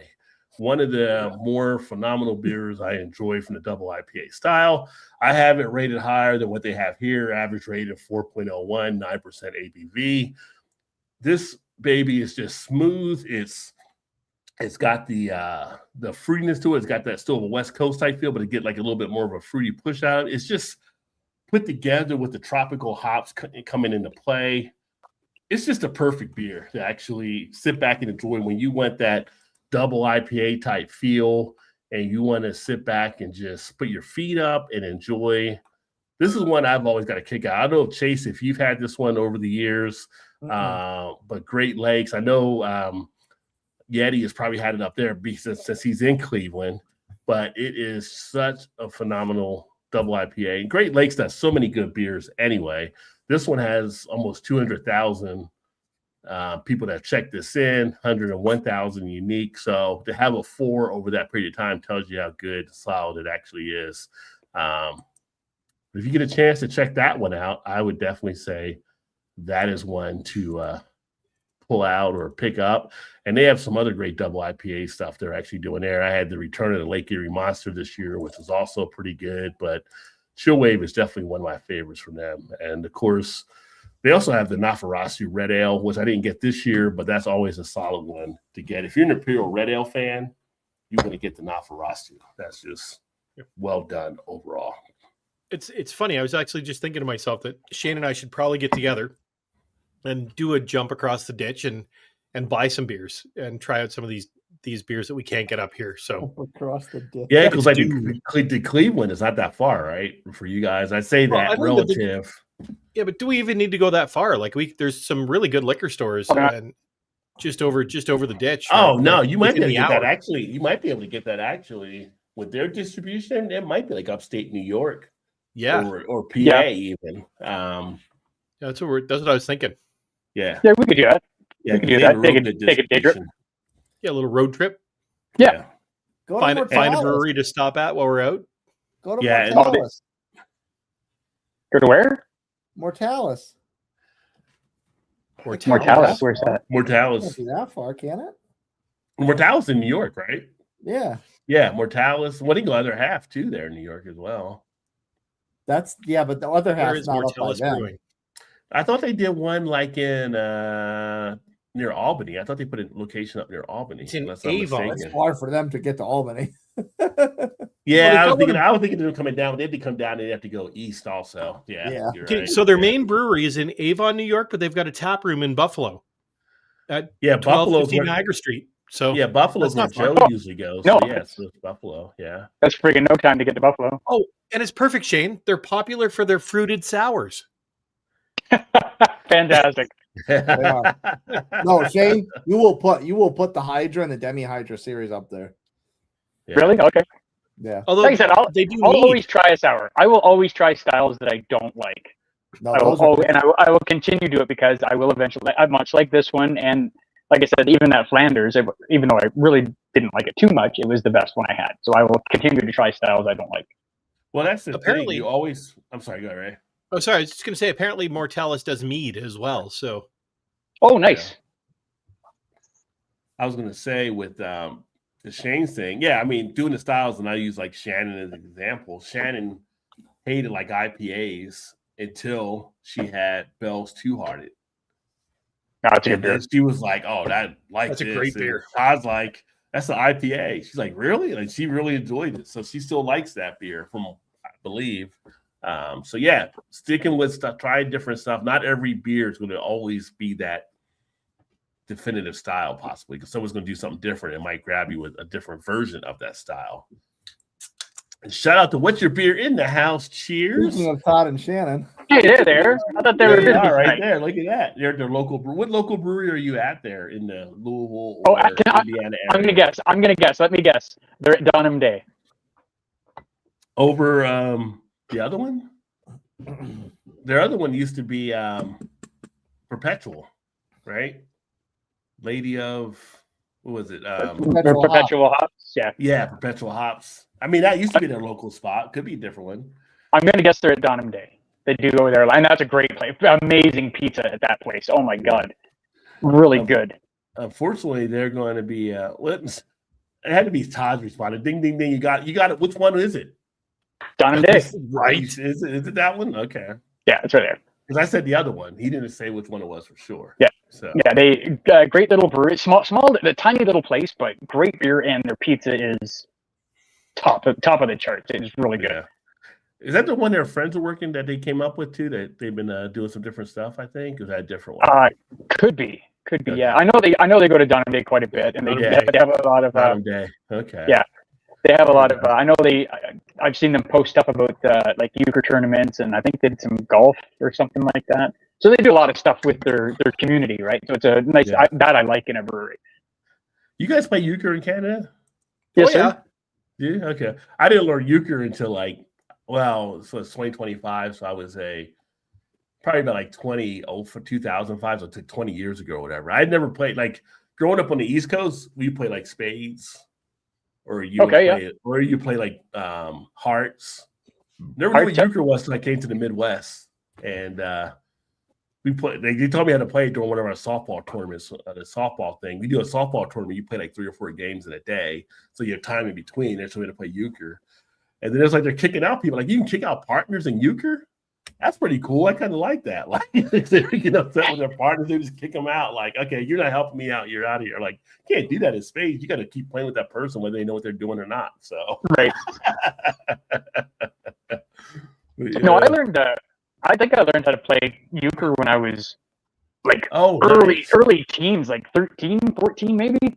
Okay. Definitely by the time I was in high school, because everybody played euchre in high school during lunch. See, I learned first year of college. Did you? It was it was our backstage game between scene changes. But it's a nice game because it's involved enough, but it's pretty quick. Like you can get a game done. Like it's not like a 2-hour game, right? You can get it done in half an hour if you just slam through it. Yeah. Well, how about euchre? Euchre's a more peaceful game. You don't almost get into fights with euchre. I've seen people almost get into fights in spades. I've seen almost euchre fights too, Yeah. and half of them I cause half of them, but that's okay. Because quite often I'll get partnered with my wife, right? Like we'll do like couples, right? And You didn't, we'll- you didn't kick Sue out of a game, did you? No, but I'll be Okay. like, we'll get absolutely destroyed on one round. And my favorite line is, "Oh my god, this game is so hard when you're playing against 3 people." Oh, whoa. Ouch. he doesn't. Yeah. He doesn't just fight during the match. Yeah. He fights after they go home too. Yeah. Oh yeah, And you didn't have be to fair- walk home after. You didn't have to walk home after that. yeah. To be fair, my partners probably said the same thing about me. So It's one of my Shut favorite up. lines in euchre. It's hard to play against 3 people. Well, shout out to Todd because Todd's actually got the porter on tap that he helped brew. Look at that. Oh, nice. That I is forgot about awesome. that. Yeah. Ray says, "Is it good?" It's drinkable. All right, I need to grab another beer, my friends. Actually, I should tell you about Yes. the beer I just finished. Actually, Yes. because it's kind of a unique beer. It was just okay. I'm glad I didn't take the time to review it. Sorry, Jason, if you're watching. So one of the guys at work recently came back from Taiwan and brought me back a couple beers. So this one's just called Gold Medal Taiwan beer. Very non. You don't have to zoom in. It's a very nondescript kind of can. Like But that's the only. It sounds like a Heineken. It says distinctive flavor, light lager beer, Gold Medal Taiwan beer, and everything else is in Chinese. So, but it was okay. It was nothing special. It was an average. Like I would have rated it 2.5 or something. Nothing special about it. just like a lager. You said? Yeah, fine. just a kind of not as good as a Coors Light. I don't think. Mhm. If I had to compare, I think I'd rather have a Coors Light than this, but just barely. I mean, I would still drink this. I would still drink this. I mean, it's not. It's a lager. It's not exciting to me. Now, is that like a macro over there in Taiwan where they're at, or is that like a? I'm going to know? assume so. I'm just wondering. I look at the green and white, and I'm like, Like I how did said, they get away with that label? Because you could easily think it was a Heineken if you'd have grabbed it. Yeah, I Gold think in Medal. the U.S. how they go after each other when they're like things are too close. That looks like pretty much a knockoff. Yeah, like I would have to Oh, scan the so- can. Like I can't, like literally. Besides that little bit of English on the label, it's all this stuff on the side. It's all Yeah. Chinese with no English. So I mean, it's from Taiwan. I don't expect it to have English on it. But I don't even know what the company is that makes this. I can't read it. Yeah. All right, give me 1 second. I'm just gonna mute on. Okay. So Cool. Shane grabs that. Anybody else got another beer they want to talk about? Well, Sure. I might as well talk about my top Yeah. IPA of the year. I'm gonna jump right in because I want to jump on this one. Chase is like, I'm ready. Sorry, go ahead, Chase. You go. You go, Chase. Go ahead. No, it's fine. You go. Chase was eager. He was waiting to pounce in. Get out of here, young buck. I go, sure. And Ray goes like, well, I've got this IPA. Do it, buddy. You do it. You go. Well, we'll ping it back and forth because I've got like a couple stouts to go over. You said what? We'll ping it back and forth. Ray will be the meat in a nutmeg sandwich. What? I took my think I earbuds like out for like that. 30. I took my earbuds out for 30 seconds. You guys are talking about making a sandwich. What the hell? That's all right, Tom. We know you wanted to be here. That's all right. It's all good, Todd. We still love you, buddy. Don't worry. See you in a couple months. Yeah. You can put your favorite beers in the comment, Todd, if you want to, too. Did the share not work? Oh, there. I got you. Going. You. I didn't know you had to. Look at this. You're the only one that's He's gonna had give it. permission. Interesting. They're actually really terrible about creating their own check-in. So this is actually a check-in I made. And probably no one else did it because I forgot to write the year on it because they do it every year. Okay. And Ew. this one, I mean, as you could see, they put in about half a dozen barrels. And this was the most, to me, one of the most subtle ones they've done. Because Okay. there was the one they did 2 years last year, I think I missed, but 2 years ago, it was heat right off the rip, and I loved it. This one was fine. It was very good, but it was definitely for a more moderate palate because the peppers were there, but they definitely were not as hot as they were 2 years ago. Okay. So you got the Beer- cinnamon, the cayenne, and the ancho, which are pretty Yeah. awesome. And beer it should like not be it tastes like peppers. It's not like you drink it and you just get spice and heat. Like it actually tastes like a pepper. So not too spicy for you or anything like that, or Me, shit, I could have it be more spicy. All I have- I like a good pepper kick, so I'm definitely Yeah. on board with that. Yeah, Paul and I did a honey habanero beer from the Frank Brewing Company, and beer should not be spicy. I think I've had that one. You can have spicy beer, Oddly but enough. it's a fine line to walk. So Yeah. I go back and I talk about when I had the Ballast Point habanero sculpin. They kind of went over that line, I think, on the spice to what it should have been. But then when I had the Masthead jalapeno IPA and their double jalapeno double IPA, they nailed it perfectly. I've had one that was too much. Yeah, I've I've had one that was a Serato pepper beer before too. That was too much as well. Yeah. So yeah, it's a fine line to actually make it work. But when you do make it work, chef's kiss. It comes off nicely. At least that's been my experience. Yeah. Yeah, I don't know, man. Hi, Shannon. Hello, Shannon. Shannon! Shannon says hi. But yeah. So Ray, Chase has put his out there too. You don't have to run him over this time. No, I didn't mean to. It just sort of happened. You know, Oh, I these think things that's happen. But so I mean, this I had to put this one goes on my list of best beers every single year. This was the actual beer that tipped me into the craft beer, liking the IPAs. Wow. I stumbled across it. Oh, I should know what this is. You do know what this is. I know, but I can't remember what it is. You've had it. You know it. Oh yeah, I know it. I just can't remember what the hell it is. Drum roll. Da-da-da-da-da-da-da. Yeah, I knew that. I knew it. I should have known it. God damn it. Here it is. This is what it looks like in the glass. The Rod J glass. It's absolutely it's the Rod J glass. Sinister You know, Minister. It's a straight up IPA, 80-ish something IBUs, does not hit that hard. It was actually when they first introduced this beer, it was a little bit stronger in the ABV. And I think they dropped it shortly afterwards just to get a little more penetration into the LCBO. Great set penetration. I know, right? As Shane's off camera. Yeah.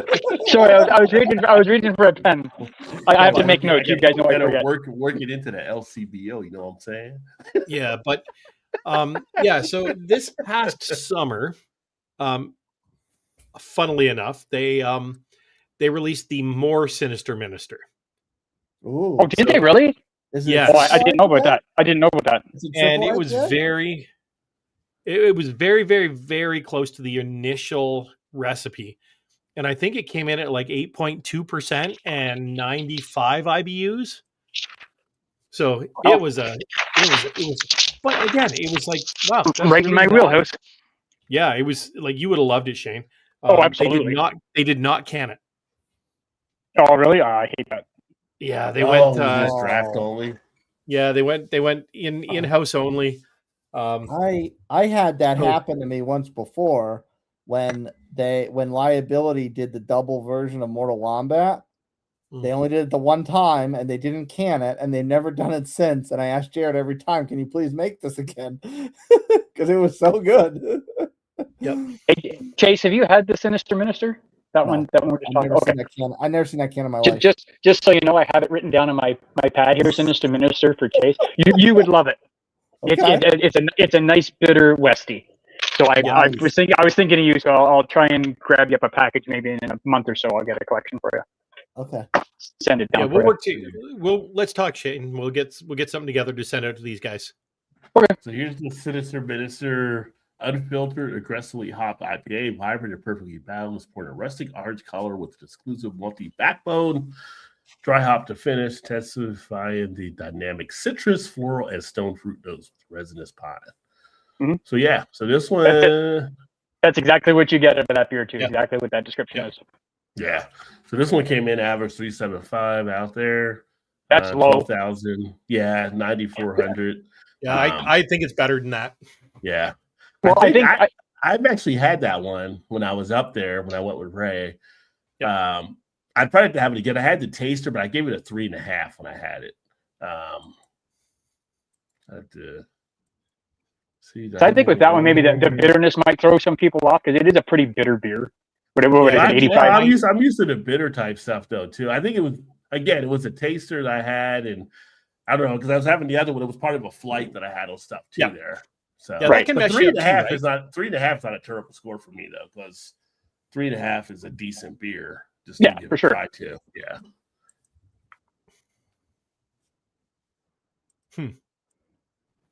Oh, and I like seeing from my I like seeing American the friends. similar beers stuff that comes down. Like when you were looking at that, there was a little column on the right hand side of the screen there with the similar beers.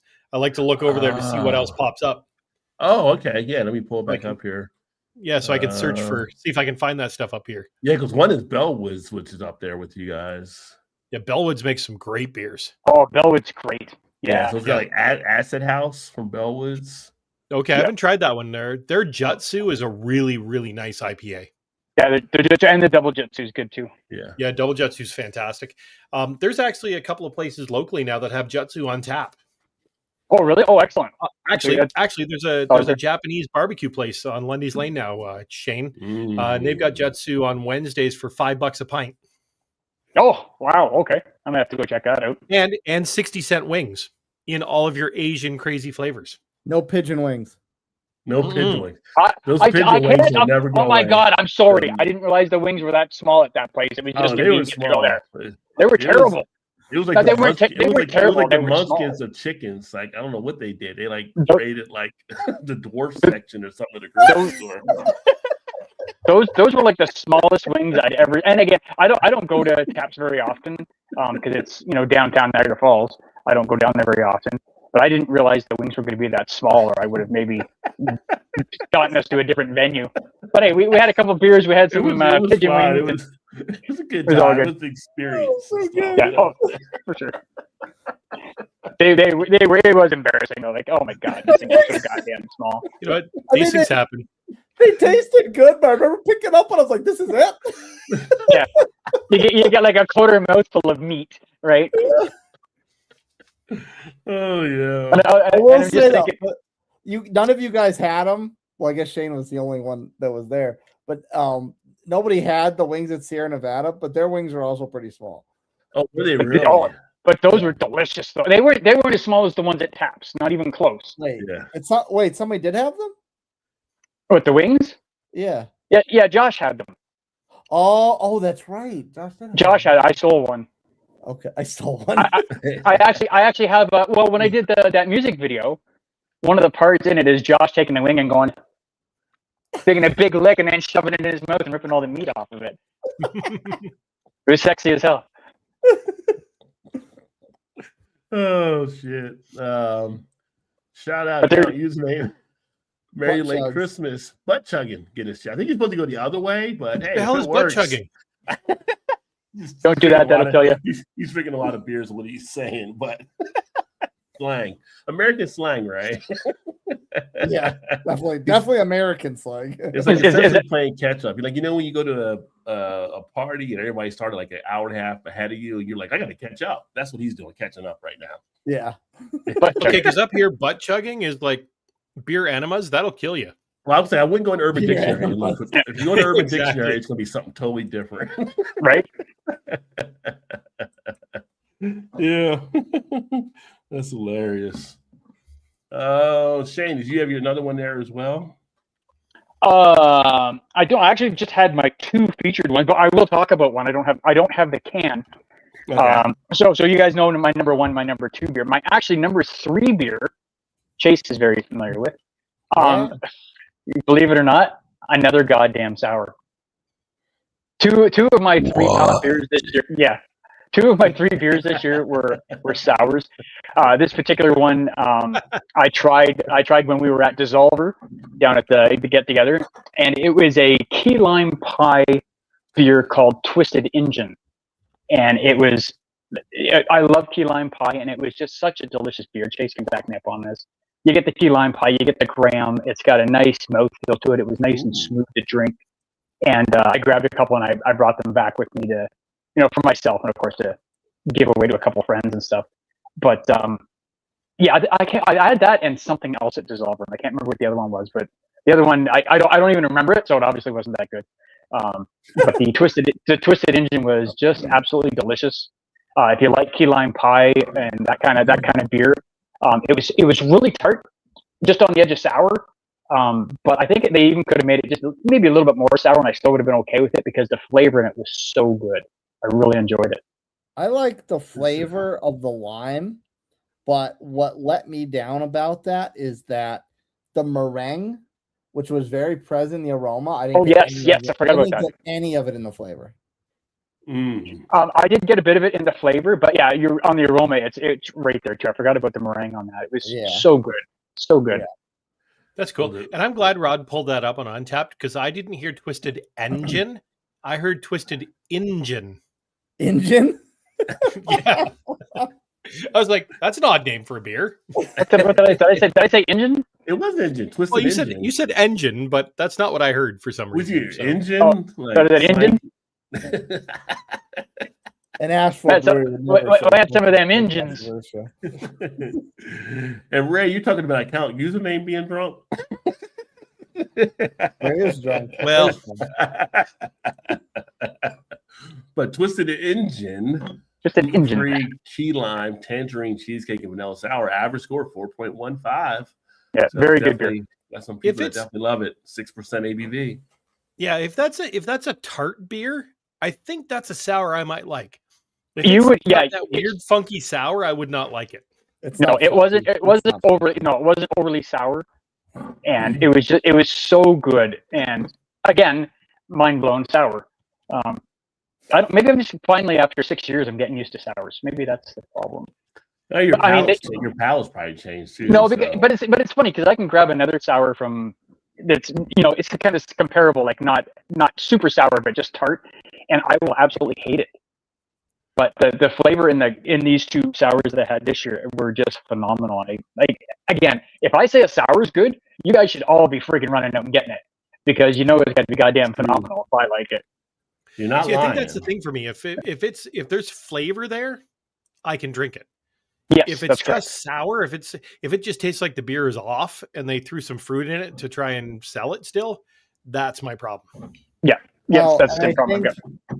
I think the crux there is that the traditional sour has been what Ray described as what he doesn't like. Like that's like the traditional way to make one is that really pungent, tart, kind of puckery sourness, and that can turn people off because you don't taste anything other Well, than maybe lemon.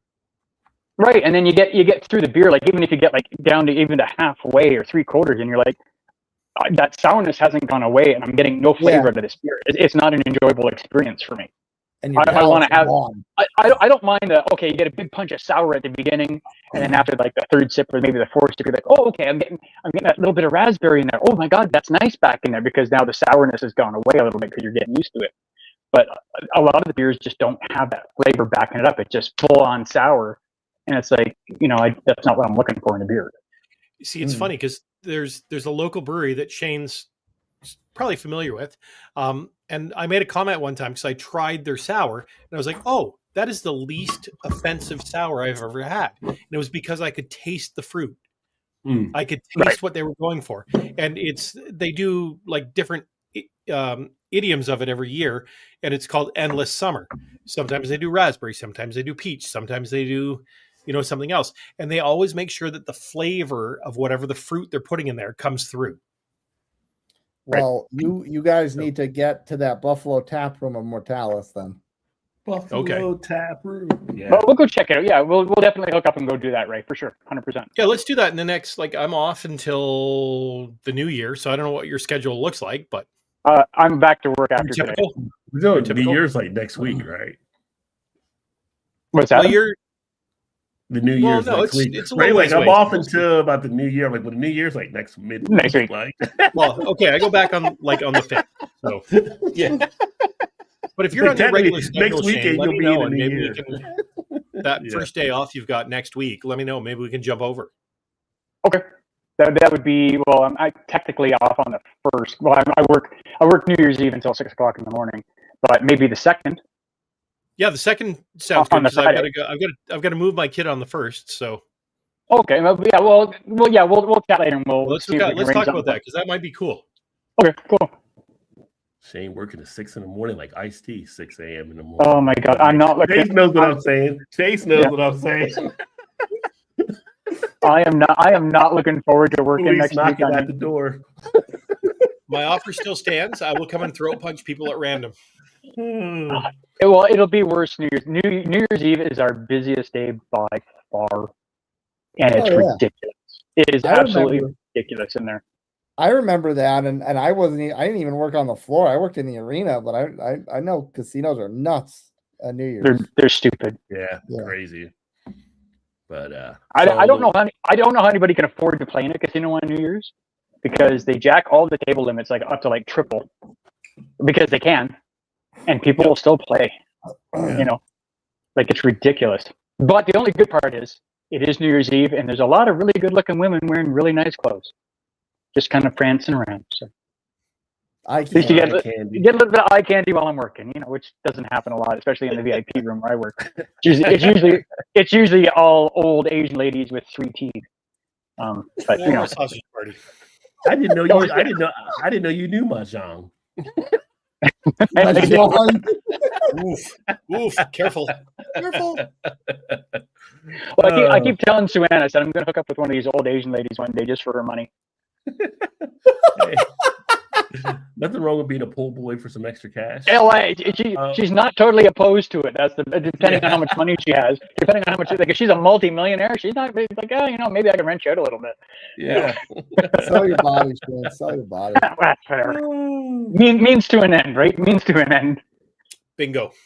I'm gonna share one, and I'm gonna close this tab because Shane. Well, let me needs share some kind one. of I'm a going to share one surprise. first before you share one, Chase. Okay.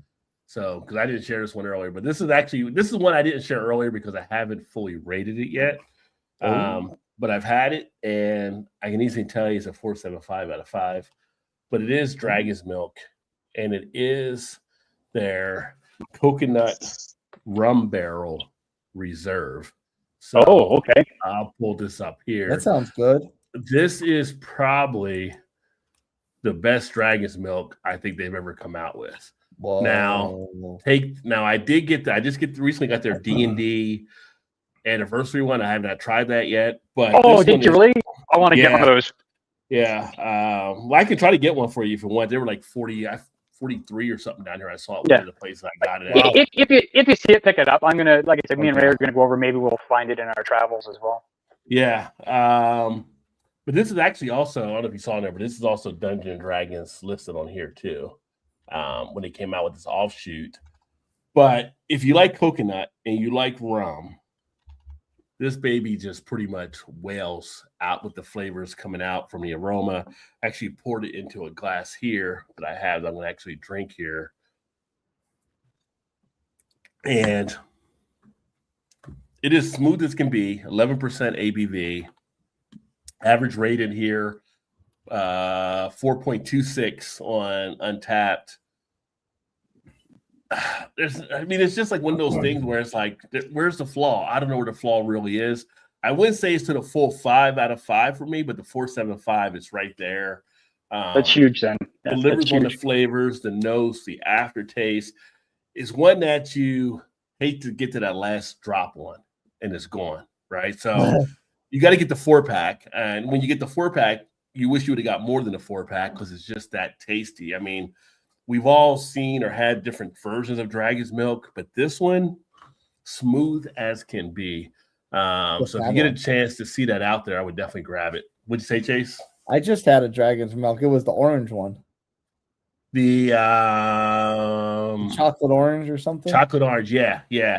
And they had one that was out there like not chocolate chip, but it was chocolate something else. But this one, I mean, when I see Dragon's Milk, I usually get the 4-pack anyway. I just kind of just grab it. It's like one of those automatic just buy the 4. This one had me wishing I would have got more than just a 4. It is just that tasty. And then we all know Joe, the Beer Patrol. He's a big coconut fiend.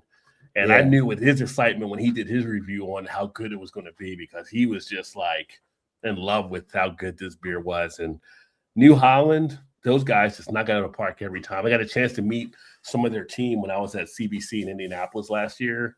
And it was just like, do I bow? Do I like curtsy? Like, what do I do here? Like, what's going on? Because, like, you know, you guys like some of the guys when it comes to Imperial Stouts nowadays and what you're putting out there. They were all pretty cool and stuff. But, yeah, I would definitely say grab this beer if you see it. If you're, like I said, rum, coconut's one of those weird things. I don't like coconut outside of anything besides beer.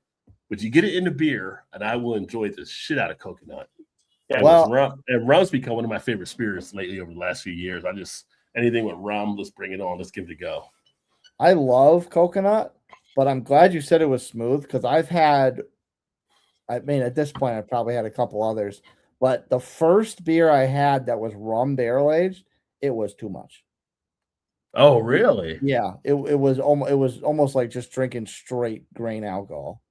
It was cool. so The overpowering. balance was off on it. Okay, yeah. Yeah, I couldn't even. And I mean, I've been stout crazy since I started drinking beer, or at least craft beer. Right. And that's the only stout that I didn't finish. I couldn't drink more than half that beer. Oh, wow. Yeah, Wow. it was so strong. Yeah. And it was from a brewery that I love from up in Connecticut. I absolutely adore them. But that one, They didn't have any That's issue or the anything. Was like anything that took place, maybe in that batch or anything, or did you ever talk to them about it? Like, I was it don't. supposed to be that strong. I mean, I as far as I Yeah. know, it's what it's supposed to be. Yeah. Yeah, Well, I'm just probably saying if fine. you to talk with them, because most of these ones, like with you get these higher ABV stuff, they're hiding alcohol so well in these beers now. Oh, And to yeah, have they one are. where it jumps Yeah, out, it's kind they of like are. weird. It's like, like why is this jumping out off of this one? Like apparently you didn't blend it the way maybe you should have blended it, Yeah. or something may have happened in there. The barley wine I put up at the top of the show was like that. I'm like, this doesn't drink like 16%. Get out of here. Yeah.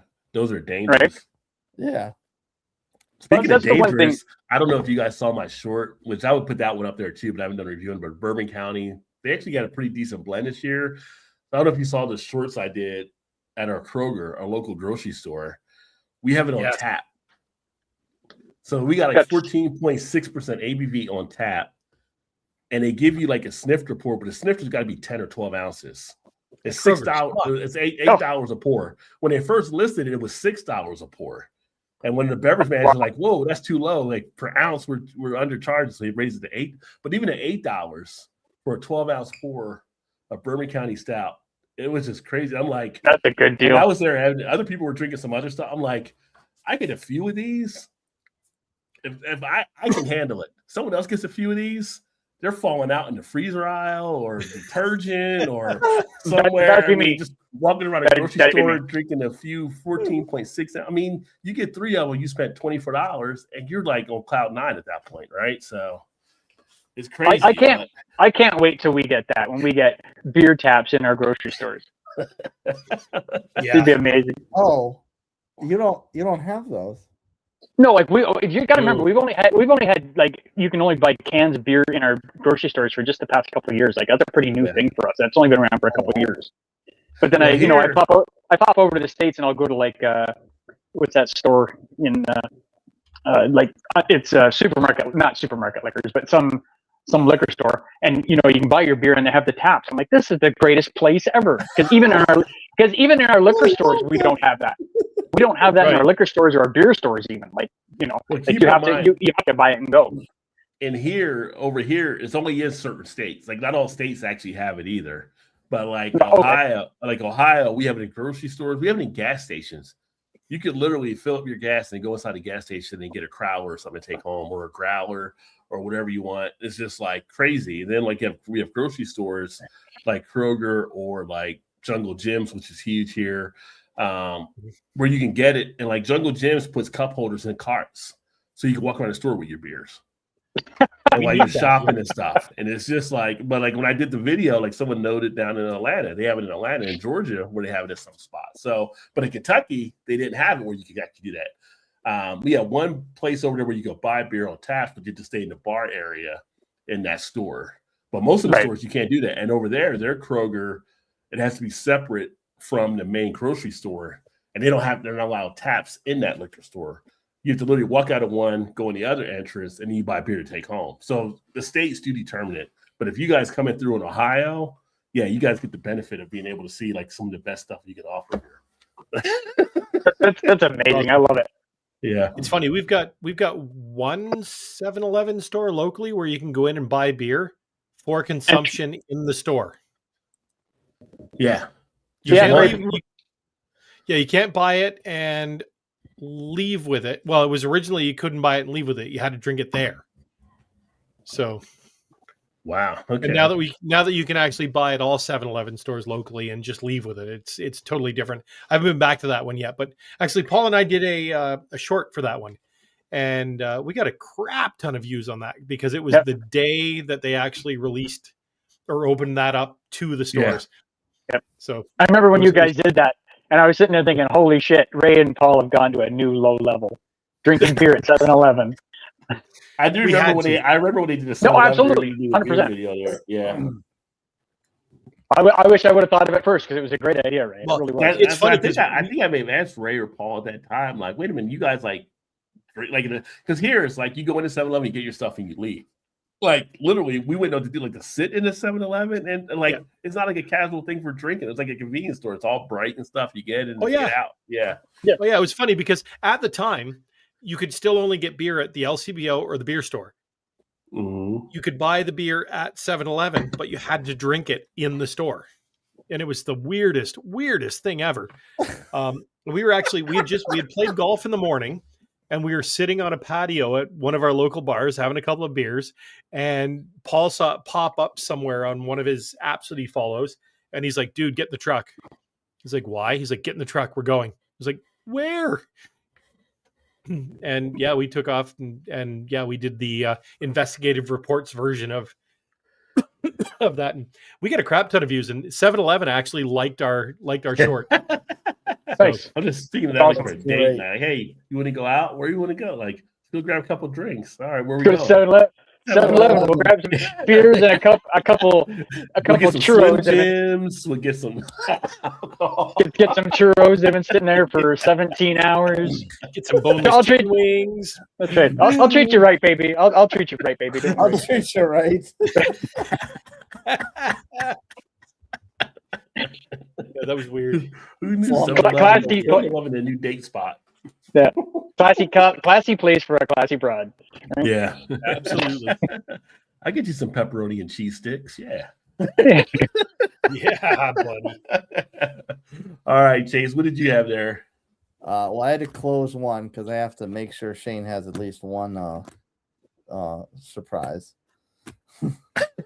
But this one, oh, wait a minute. Let me actually do the share thing. I like surprises.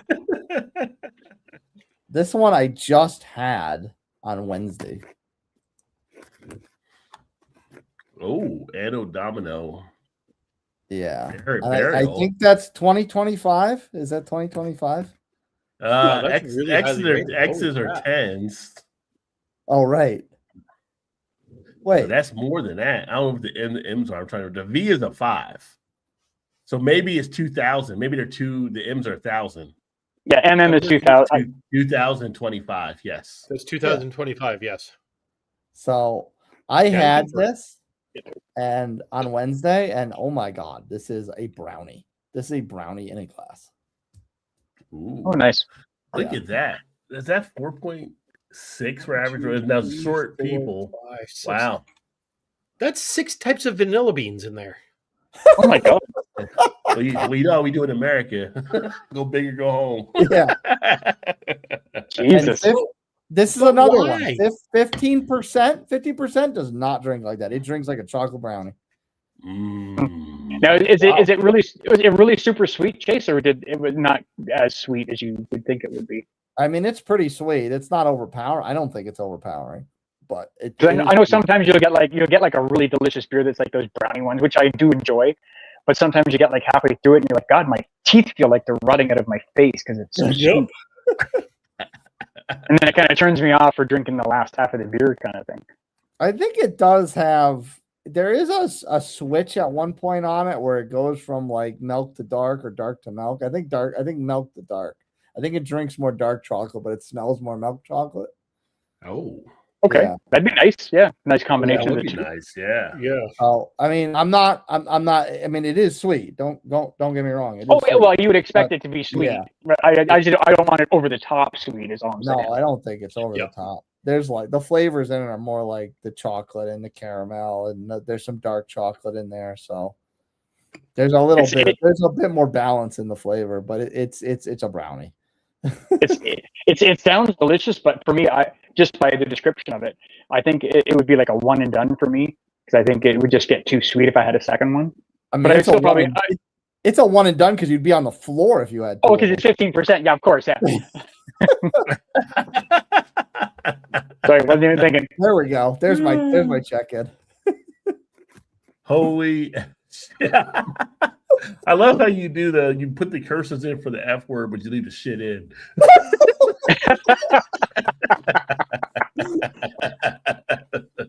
Well, the F word's more serious, so Yeah. Hiya. Man. otherwise I could be saying holy Yeah. fragile or something. Must be Italian. Except I didn't say Major award. He says holy fudge, except I didn't say fudge. I said the big one. What's the big one? Like the granddaddy of them all. Yeah. The granddaddy. Oh man, well, Burial is so well known for making good beer. Oh, I mean, Oh, was Shane So, gonna be I'm- happy? Shane's I gonna thought be a happy Shane was man. reacting to Burial because I'm not happy right now. Hockey. You will when that Burial arrives. I'm not happy. It's 3-2.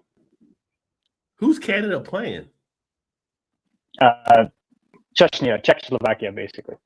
Yeesh. Yeesh. And they're out shooting us 18-13. But Czechoslovakia on. has some pretty good hockey players, though, right?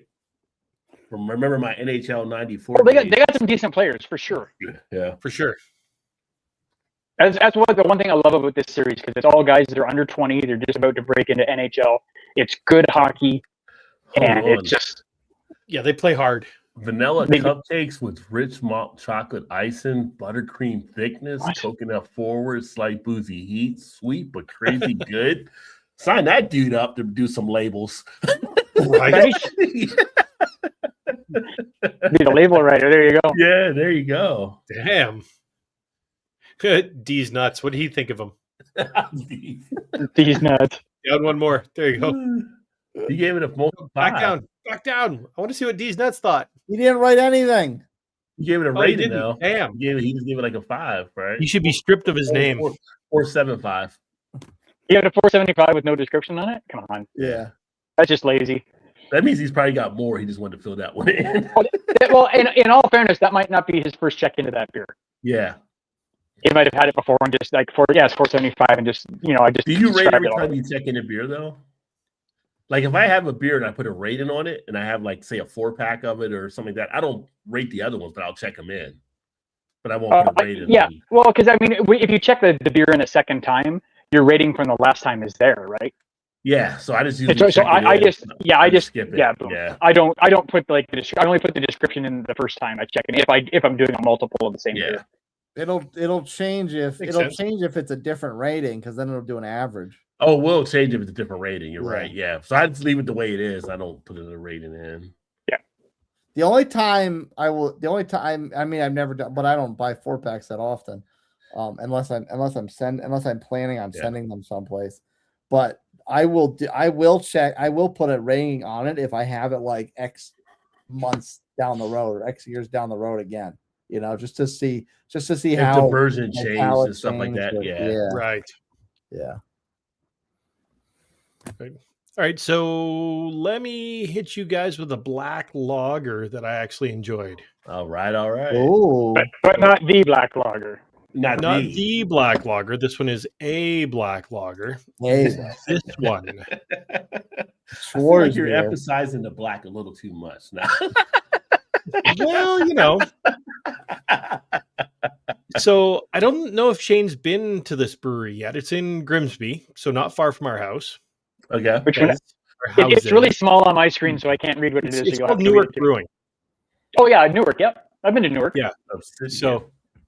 So they've got Obsidian. It's only got 67 check-ins. They don't do this one very often. I think they do a very small batch every single year. So not a lot of check-ins, but I really, really enjoyed this one. Okay. I have not had that What took you back on it? Like, what did you think that made it a knockout for you? For me, it was the slight chocolate, less charcoal flavor. Mm. I find the more popular black lager that's in our region here It tastes like somebody spilled a lager into a bonfire and they squeezed out the ashes, and that's what you're drinking. It's Jesus. it's just too smoky and fiery for me. Yeah. And this one tempers that. I really, really enjoy this one. And You know, I prefer my dark. This is my dark- exact thoughts on it. Just very smooth and yeah, easy drinking, uncomplicated. This is exactly what I think of it. For me, the other one that everybody loves locally, I find it's just too much.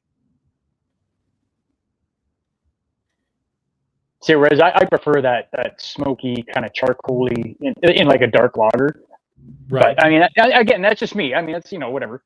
Yeah, no, absolutely. And I mean, Paul loves that particular dark lager as well. So for me, this one just seems to work.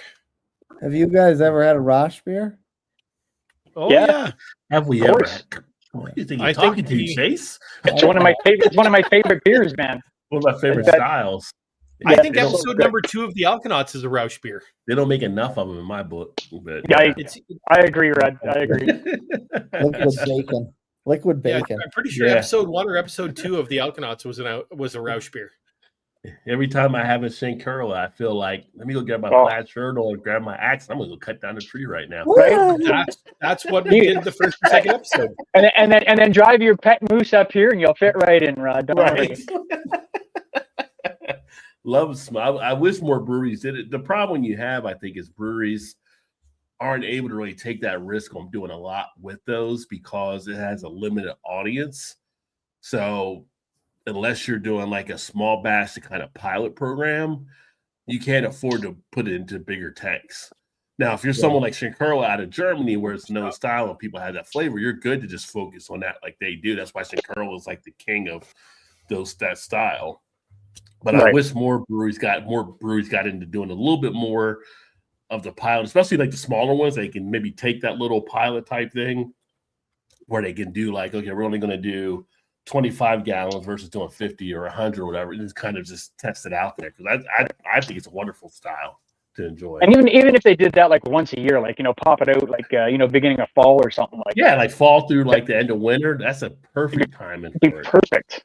Yeah. Because I absolutely love that, especially like when I go camping. I try and make sure I get a couple of those because there's nothing better than drinking a smoky beer while you're sitting in front of a smoky campfire. Well, that's the thing. When I have a blown in the smoked beer, face. one thing I always think is I got to get a fire pit. I mean, because like it's a perfect beer to be out back just around a fire pit, just enjoying that Absolutely. beer there. Yeah. And that's what it reminds me of. Every time I have one, it reminds me of camping. So sometimes even in the summer, I'm like, oh, you know what will happen? I'm like, oh, God, I wish I was camping right now. This is the perfect beer for that. Yeah. No, I will say if you haven't had the Alaskan smoked porter, that's one to actually try as well. They do a pretty good job with that one, and that's won numerous medals over the years as well. I don't put it in the Rouse beer category because a Rouse beer is usually a lager for that style, but they do it with a porter, and their Alaskan smoked porter is one of the best to actually enjoy out there. So if you guys, I don't know if you guys get Alaskan brewing up there or anything, or are you guys getting American beers right now? Because I know they're basically Jim Beam's calling a timeout right now. Jim Beam's not doing production for beer, and it's part of it is because Canada was a big trading partner, and their whiskey isn't coming up to you guys. No, they're upgrading their facilities.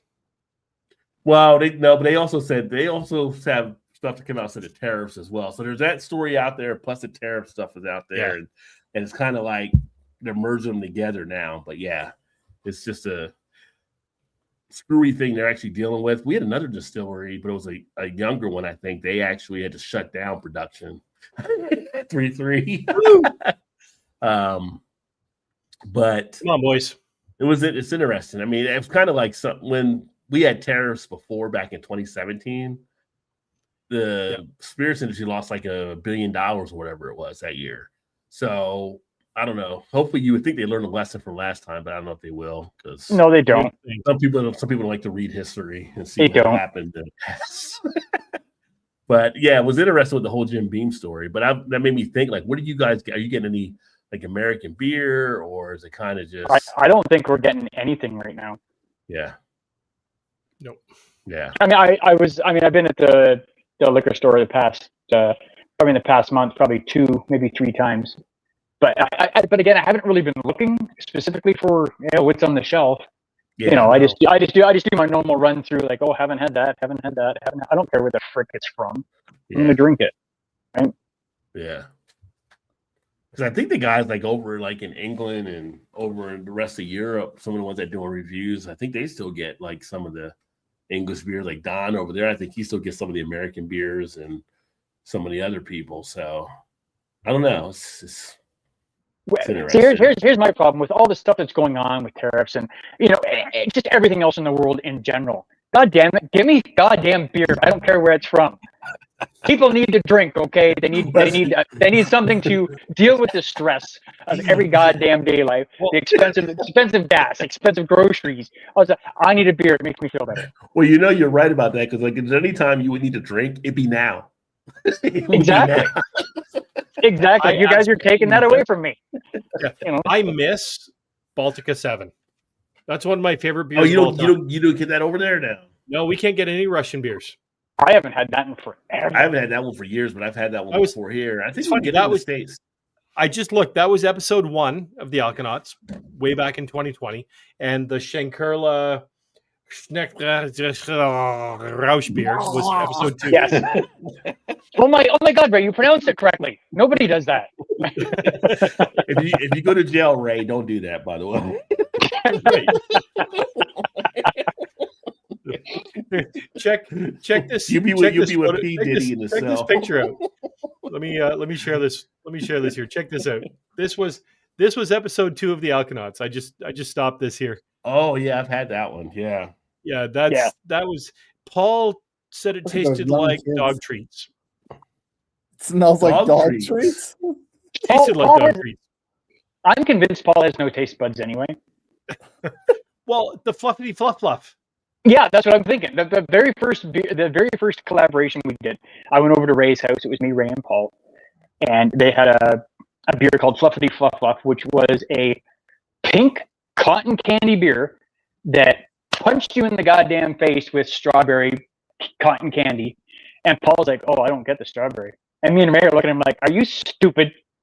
Like, because that's all you got right up front. He's like, "No," he goes, "I just get hops." We're just like, and we're like, "You're messing with," because you guys know what Paul's like, right? He's a bit of a jokester, and we actually thought he was joking around at first, but he was not. I said I had the Baltica. So I had the Baltica 9. Was the one I've had. Well, the 9 is a dark beer, right? Strong lager. I think it's like the dark copper type thing. Yeah. The 7 is 8% ABV. 8%. Okay, yeah, the 7 is it's a relatively tame, Heineken-y kind of green bottle-ish kind of lager, and I really enjoy it. It's very refreshing, very no aftertaste, just a really nice beer, and I love the way that they seal them with that weird pull top thing. Pull top. I've actually got I got a beer in my fridge. A friend of mine just recently brought me back from Greece, and it's got one of those weird pull tops on as well. Yep. I'll have to review that at some point in time. Yeah, I had it back in 2017. It's been a while, but it shows there's nowhere where you can get Baltica here now. So maybe the whole Russia thing hit us. Yeah, we well. can't get it here anymore. So, but anyways, guys, I'm gonna have to check out. It's we've got a lot going on tomorrow. Thanks so much, Rod, for having me on. Yeah, definitely. What a great way to recap and end 2025. I know some of us have been a little less present in the YouTube world and doing our reviews and stuff. But I've been less than usual. Yeah. Paul and I have jumped into we're taking deep dives now into some of the history of breweries here in Canada. That's good. Yeah. But we're going more podcast style. I haven't thrown it up on YouTube yet, but our first podcast is out on Spotify now with this deep dive stuff. I'm going to throw it up on YouTube as well. So you can just throw it on in your car, throw it on while you're bopping around the house doing cleaning, whatever. I think this is kind of the way we're going to go. It's much less editing. I can truncate the silence really quick with an app that I've got. So, it makes it flow. Most people don't want to listen to Paul and I drone on, but They're about 20, 25, 30-minute episodes, just exploring what's actually where these breweries came from, what sort of troubles they had. It's really interesting. We've got a lot of stuff in the treasure trunk stuffed over there somewhere that we want to talk about. So just a kind of a different way of doing things and staying kind of relevant in what's going on. But I'll go live once in a while. I like to just to jump out and say, hey, we're still here. No, I think it's a good idea. One thing I would say to you guys, and if you want to talk offline about it later or something like that as well, I would reach out to the Beer Institute with them now moving to Montreal from Chicago because of the issues we're having here. That might be nice to be able to get with them and share some of the stories taking place and stuff too, because they might want to get some of the information out as well. Sure. Yeah, that's cool. That's cool. Yeah. That's a great idea. Yeah. Yeah, we're talking about getting guests on too with doing this, because it's always nice to have a third voice or a fourth voice on these things. And I got this place set up now. You can probably see all the mic stands and stuff back there. We're running stuff through. I got a little old soundboard back there that or over there or whatever, that we're just gonna run stuff and just keep it real and get people's opinions on what's going on, because like I said, we just don't have time for the editing stuff. Paul's busy, I'm busy, and I love video editing, but I just can't do it. Paul does all the good stuff, so it's not my wheelhouse. Well, you're the audio guy. You're the audio guy. Have a listen to the podcast. I think it sounds pretty damn good. So it probably does. You guys are kicking ass. So just keep. Yeah, it's always a changing game, right? It's always a matter of doing what you can get done. I mean, like I said, March will be 11 years for me on YouTube. Wow, say that out loud. It's like old timer now, but I'm not even the oldest timer like some of the other people that have been doing longer than me. But it's kind of like it's always a change up. So as I get more to stuff now, 2026 now upon us, more interviews coming, more industry stuff coming as well here. Still doing some beer reviews, but probably not as much of the beer reviews that I've done in the past, because we got a lot of people doing beer reviews on YouTube anyway. But there's other industry knowledge that I want to be able to bring, and a lot of things that are being set up. So you gotta, you have to adapt, and you got to keep it always fun and interesting for you. Because if you start to lose it, then that comes through, and your people that like to watch your channels, they realize you're not really into it, then they start to turn out and turn off. So, you got to keep it fun and interesting for what you want to do. And people will always buy you because they like you and the stories you're telling. Right. So sure. Yeah. We've always liked the history of things, and we kind of lost sight of that. Yeah. That was the direction we really wanted to go. We wanted to find that crusty, rusty, dusty bottle of beer at the back of the shelf in the beer store or the LCBO. But the funny thing is, craft beer got really popular. Yeah. So we couldn't find that stuff anymore. That was the original direction we wanted our channel to go, and it just wasn't happening. So, I think doing the deep dives into the history, I think you guys should do a history of the LCBO, because I would like to. I'd be interested in something like that, because I'm like, every time I have LCBO, I still think wrestling or whatever, but I think it's intriguing just to know about the LCBO, and I will put that down in the notebook. Yeah. And if you ever come to Cincinnati, you guys can do like the Cincinnati Underground tours that we have from the different breweries that you do. Perfect. Two Canadians visit Cincinnati Underground, or whatever you want to title it, and you can probably pull some cool stuff in the history of that. Yeah, let's do it. Yeah. Next couple of days, we're going to be building that C8 Lego Technic model that's back there. I started working on that yesterday, so that's my next. How do you? Okay. I got this from my kid. So it's a Corvette C8, and it's really freaking cool model. It's all Legos. That's cool. Like the steering wheel turns, like the everything moves. When you move the engine, you can't see it, but the engine things go up and down. Like I see it. I see it moving. It's the coolest thing ever. Yeah. So that's pretty neat. Yeah, it's a lot of fun, but it's for ages 9 and up, so it's taken me some time to figure it out. Of course. 9 and up. Well, yeah. If you're drinking beer while you're doing it, it's probably going to take a little more figuring out. But exactly. Yeah. An 8-year-old does it and has it finished in half an hour. Yeah. All right. Yeah, Well, all right, yeah, guys. pretty Well, much. thanks so much for having me on, Rod. Great to see you, Shane Indeed. and Chase. See you, Ray. We'll catch up soon. Yeah. Yeah, Make sure you guys 100%. follow the Alkanauts out there as well. Adios, guys. Cheers. Cheers. Cheers, buddy. And then Yeah, they- we're hitting like that 10:14 or so. So I guess we'll probably get ready to wrap up here too. And I'm going to probably finish out Stranger Things. I know Chase has 2 episodes to finish out. And it's like, I'm at the end of the sub card. It's the last episode and I'm done. And the series is over. It's kind of like I want to watch it, but then I don't want to watch it because once I Well, watch there's it, the finale it's on New done. Year's Eve. The finale's on New Year's Eve. Wait a minute. I thought this was the finale. No, the finale drops on New Year's Eve. So there's another one I got to wait for? Yeah. Son of a bitch. Okay. Oh, yeah, see, but Just one. now you can comfortably watch this episode though, I can't. knowing that there's one more to look forward to. I didn't realize there was one more look because I'm like, it was getting this last one got me already like anxious to see what happens on this episode. But I'm like, okay, it's gearing up. So I don't watch TV as much. Like you guys said, you and Ray don't.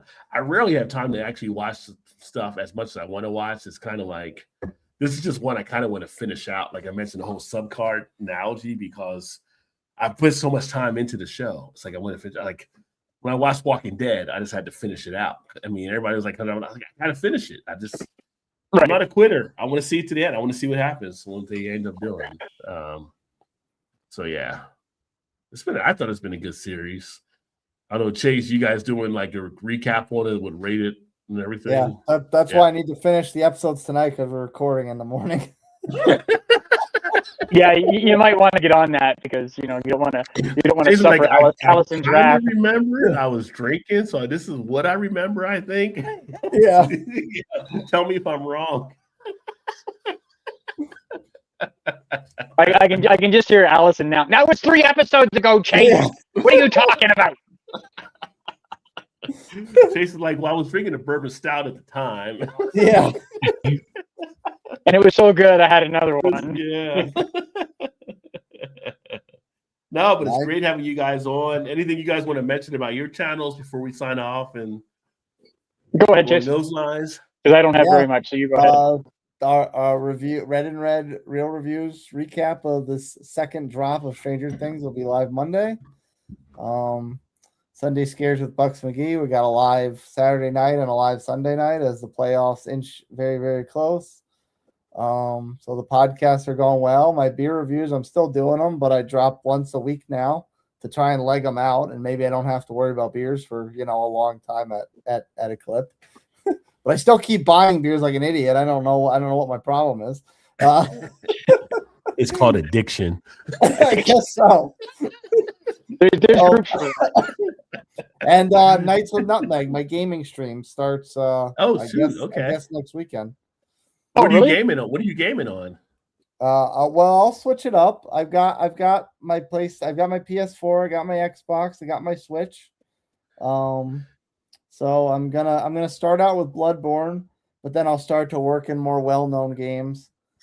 Basically, the idea is games that I either never played or never got around to play or bought and never put the time into that have a really strong cult following. So hopefully people log on and tell me I'm an idiot and then tell me how to play the game.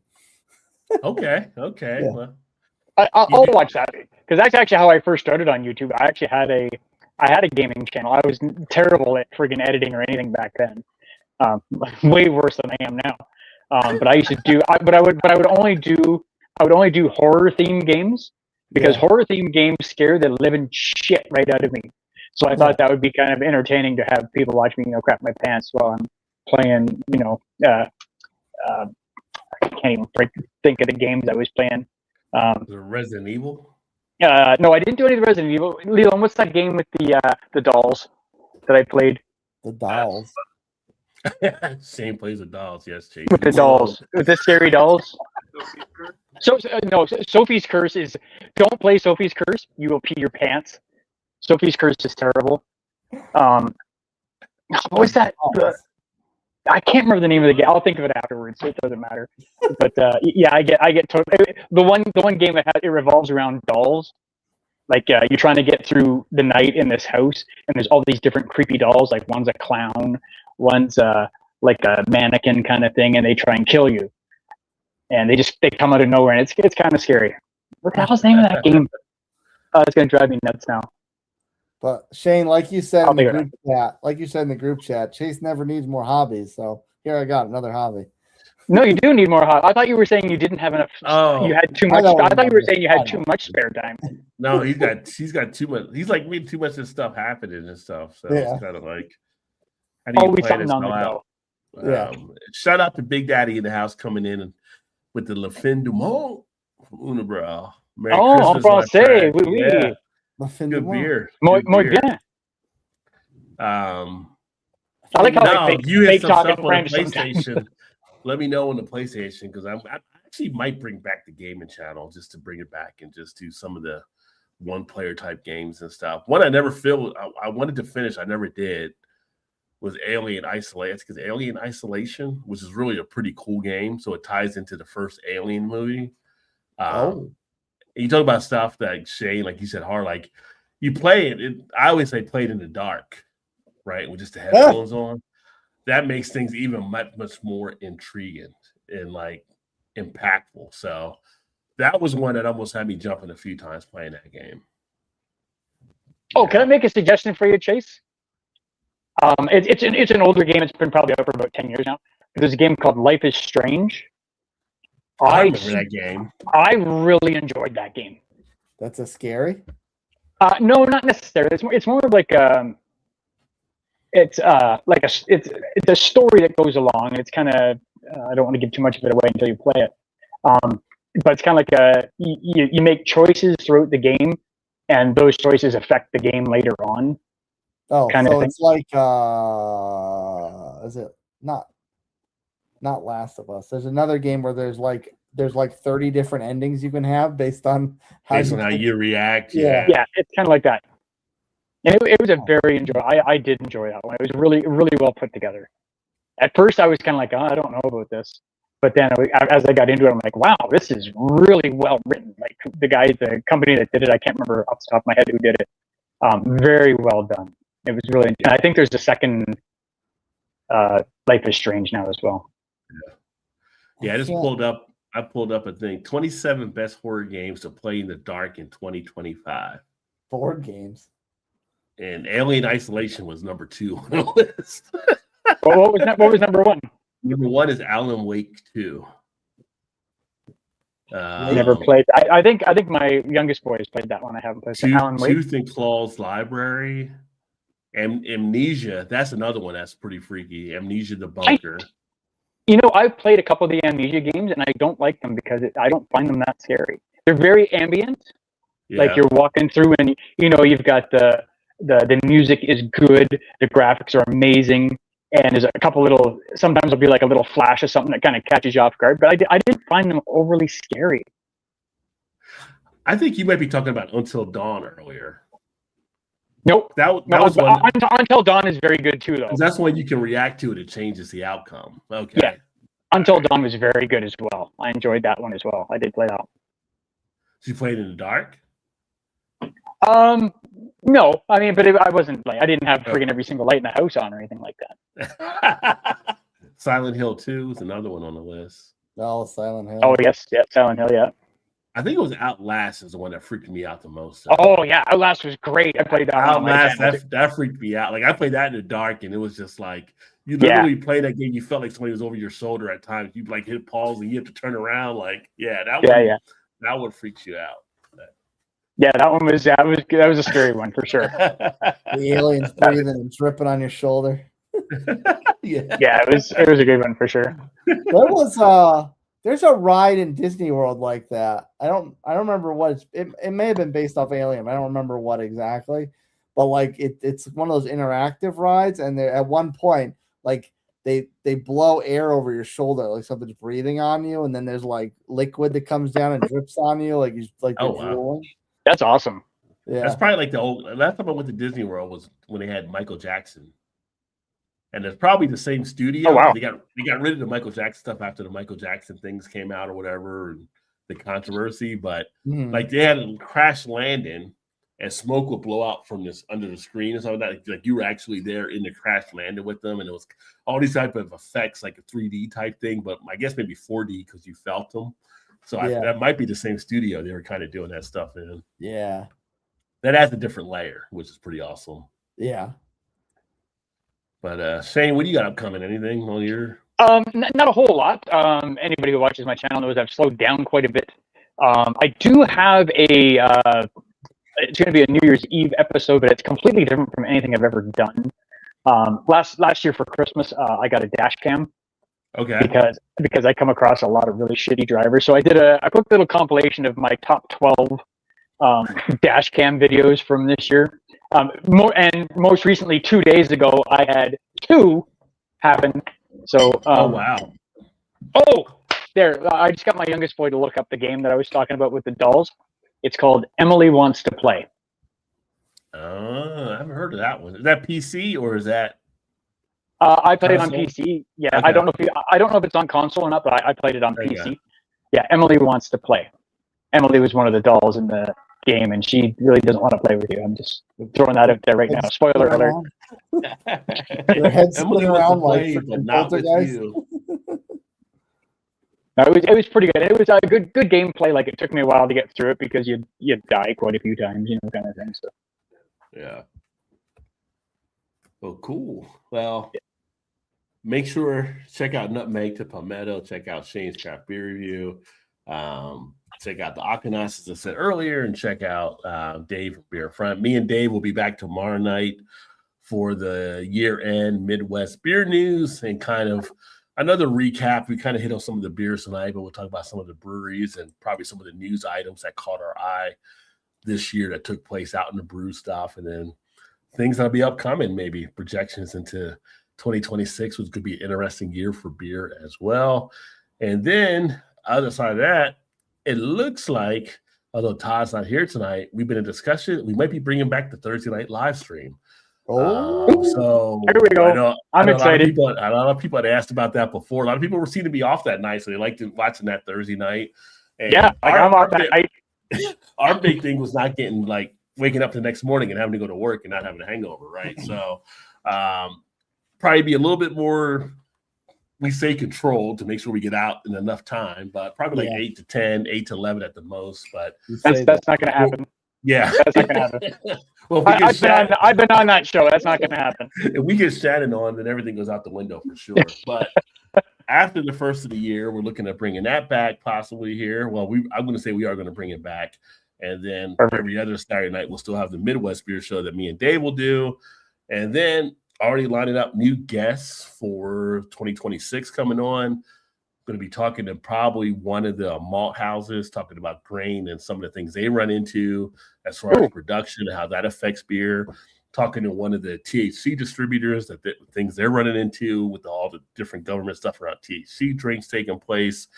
And then still got some breweries lined up that I've been in the talks with as well to get some people on for them. So a lot of good stuff coming 2026. Going to definitely be a little bit more involved. The last 6 months probably kind of went down a little bit just because there was just too much stuff that I had to do. We moved into the new house, coming back from Maryland to Ohio, kind of, just a lot of stuff happens, and things you got to do that took away from me being able to focus back in. But going to have a lot of stuff coming out for the next year. So stay tuned as we revamp stuff here and going to gear up. And there's a few other projects you guys know because I mentioned in our chat that I'm actually doing as well. So there might be some mentions on some of that stuff taking place inside the industry. So 2026 is shaping up to be a nice little beer year.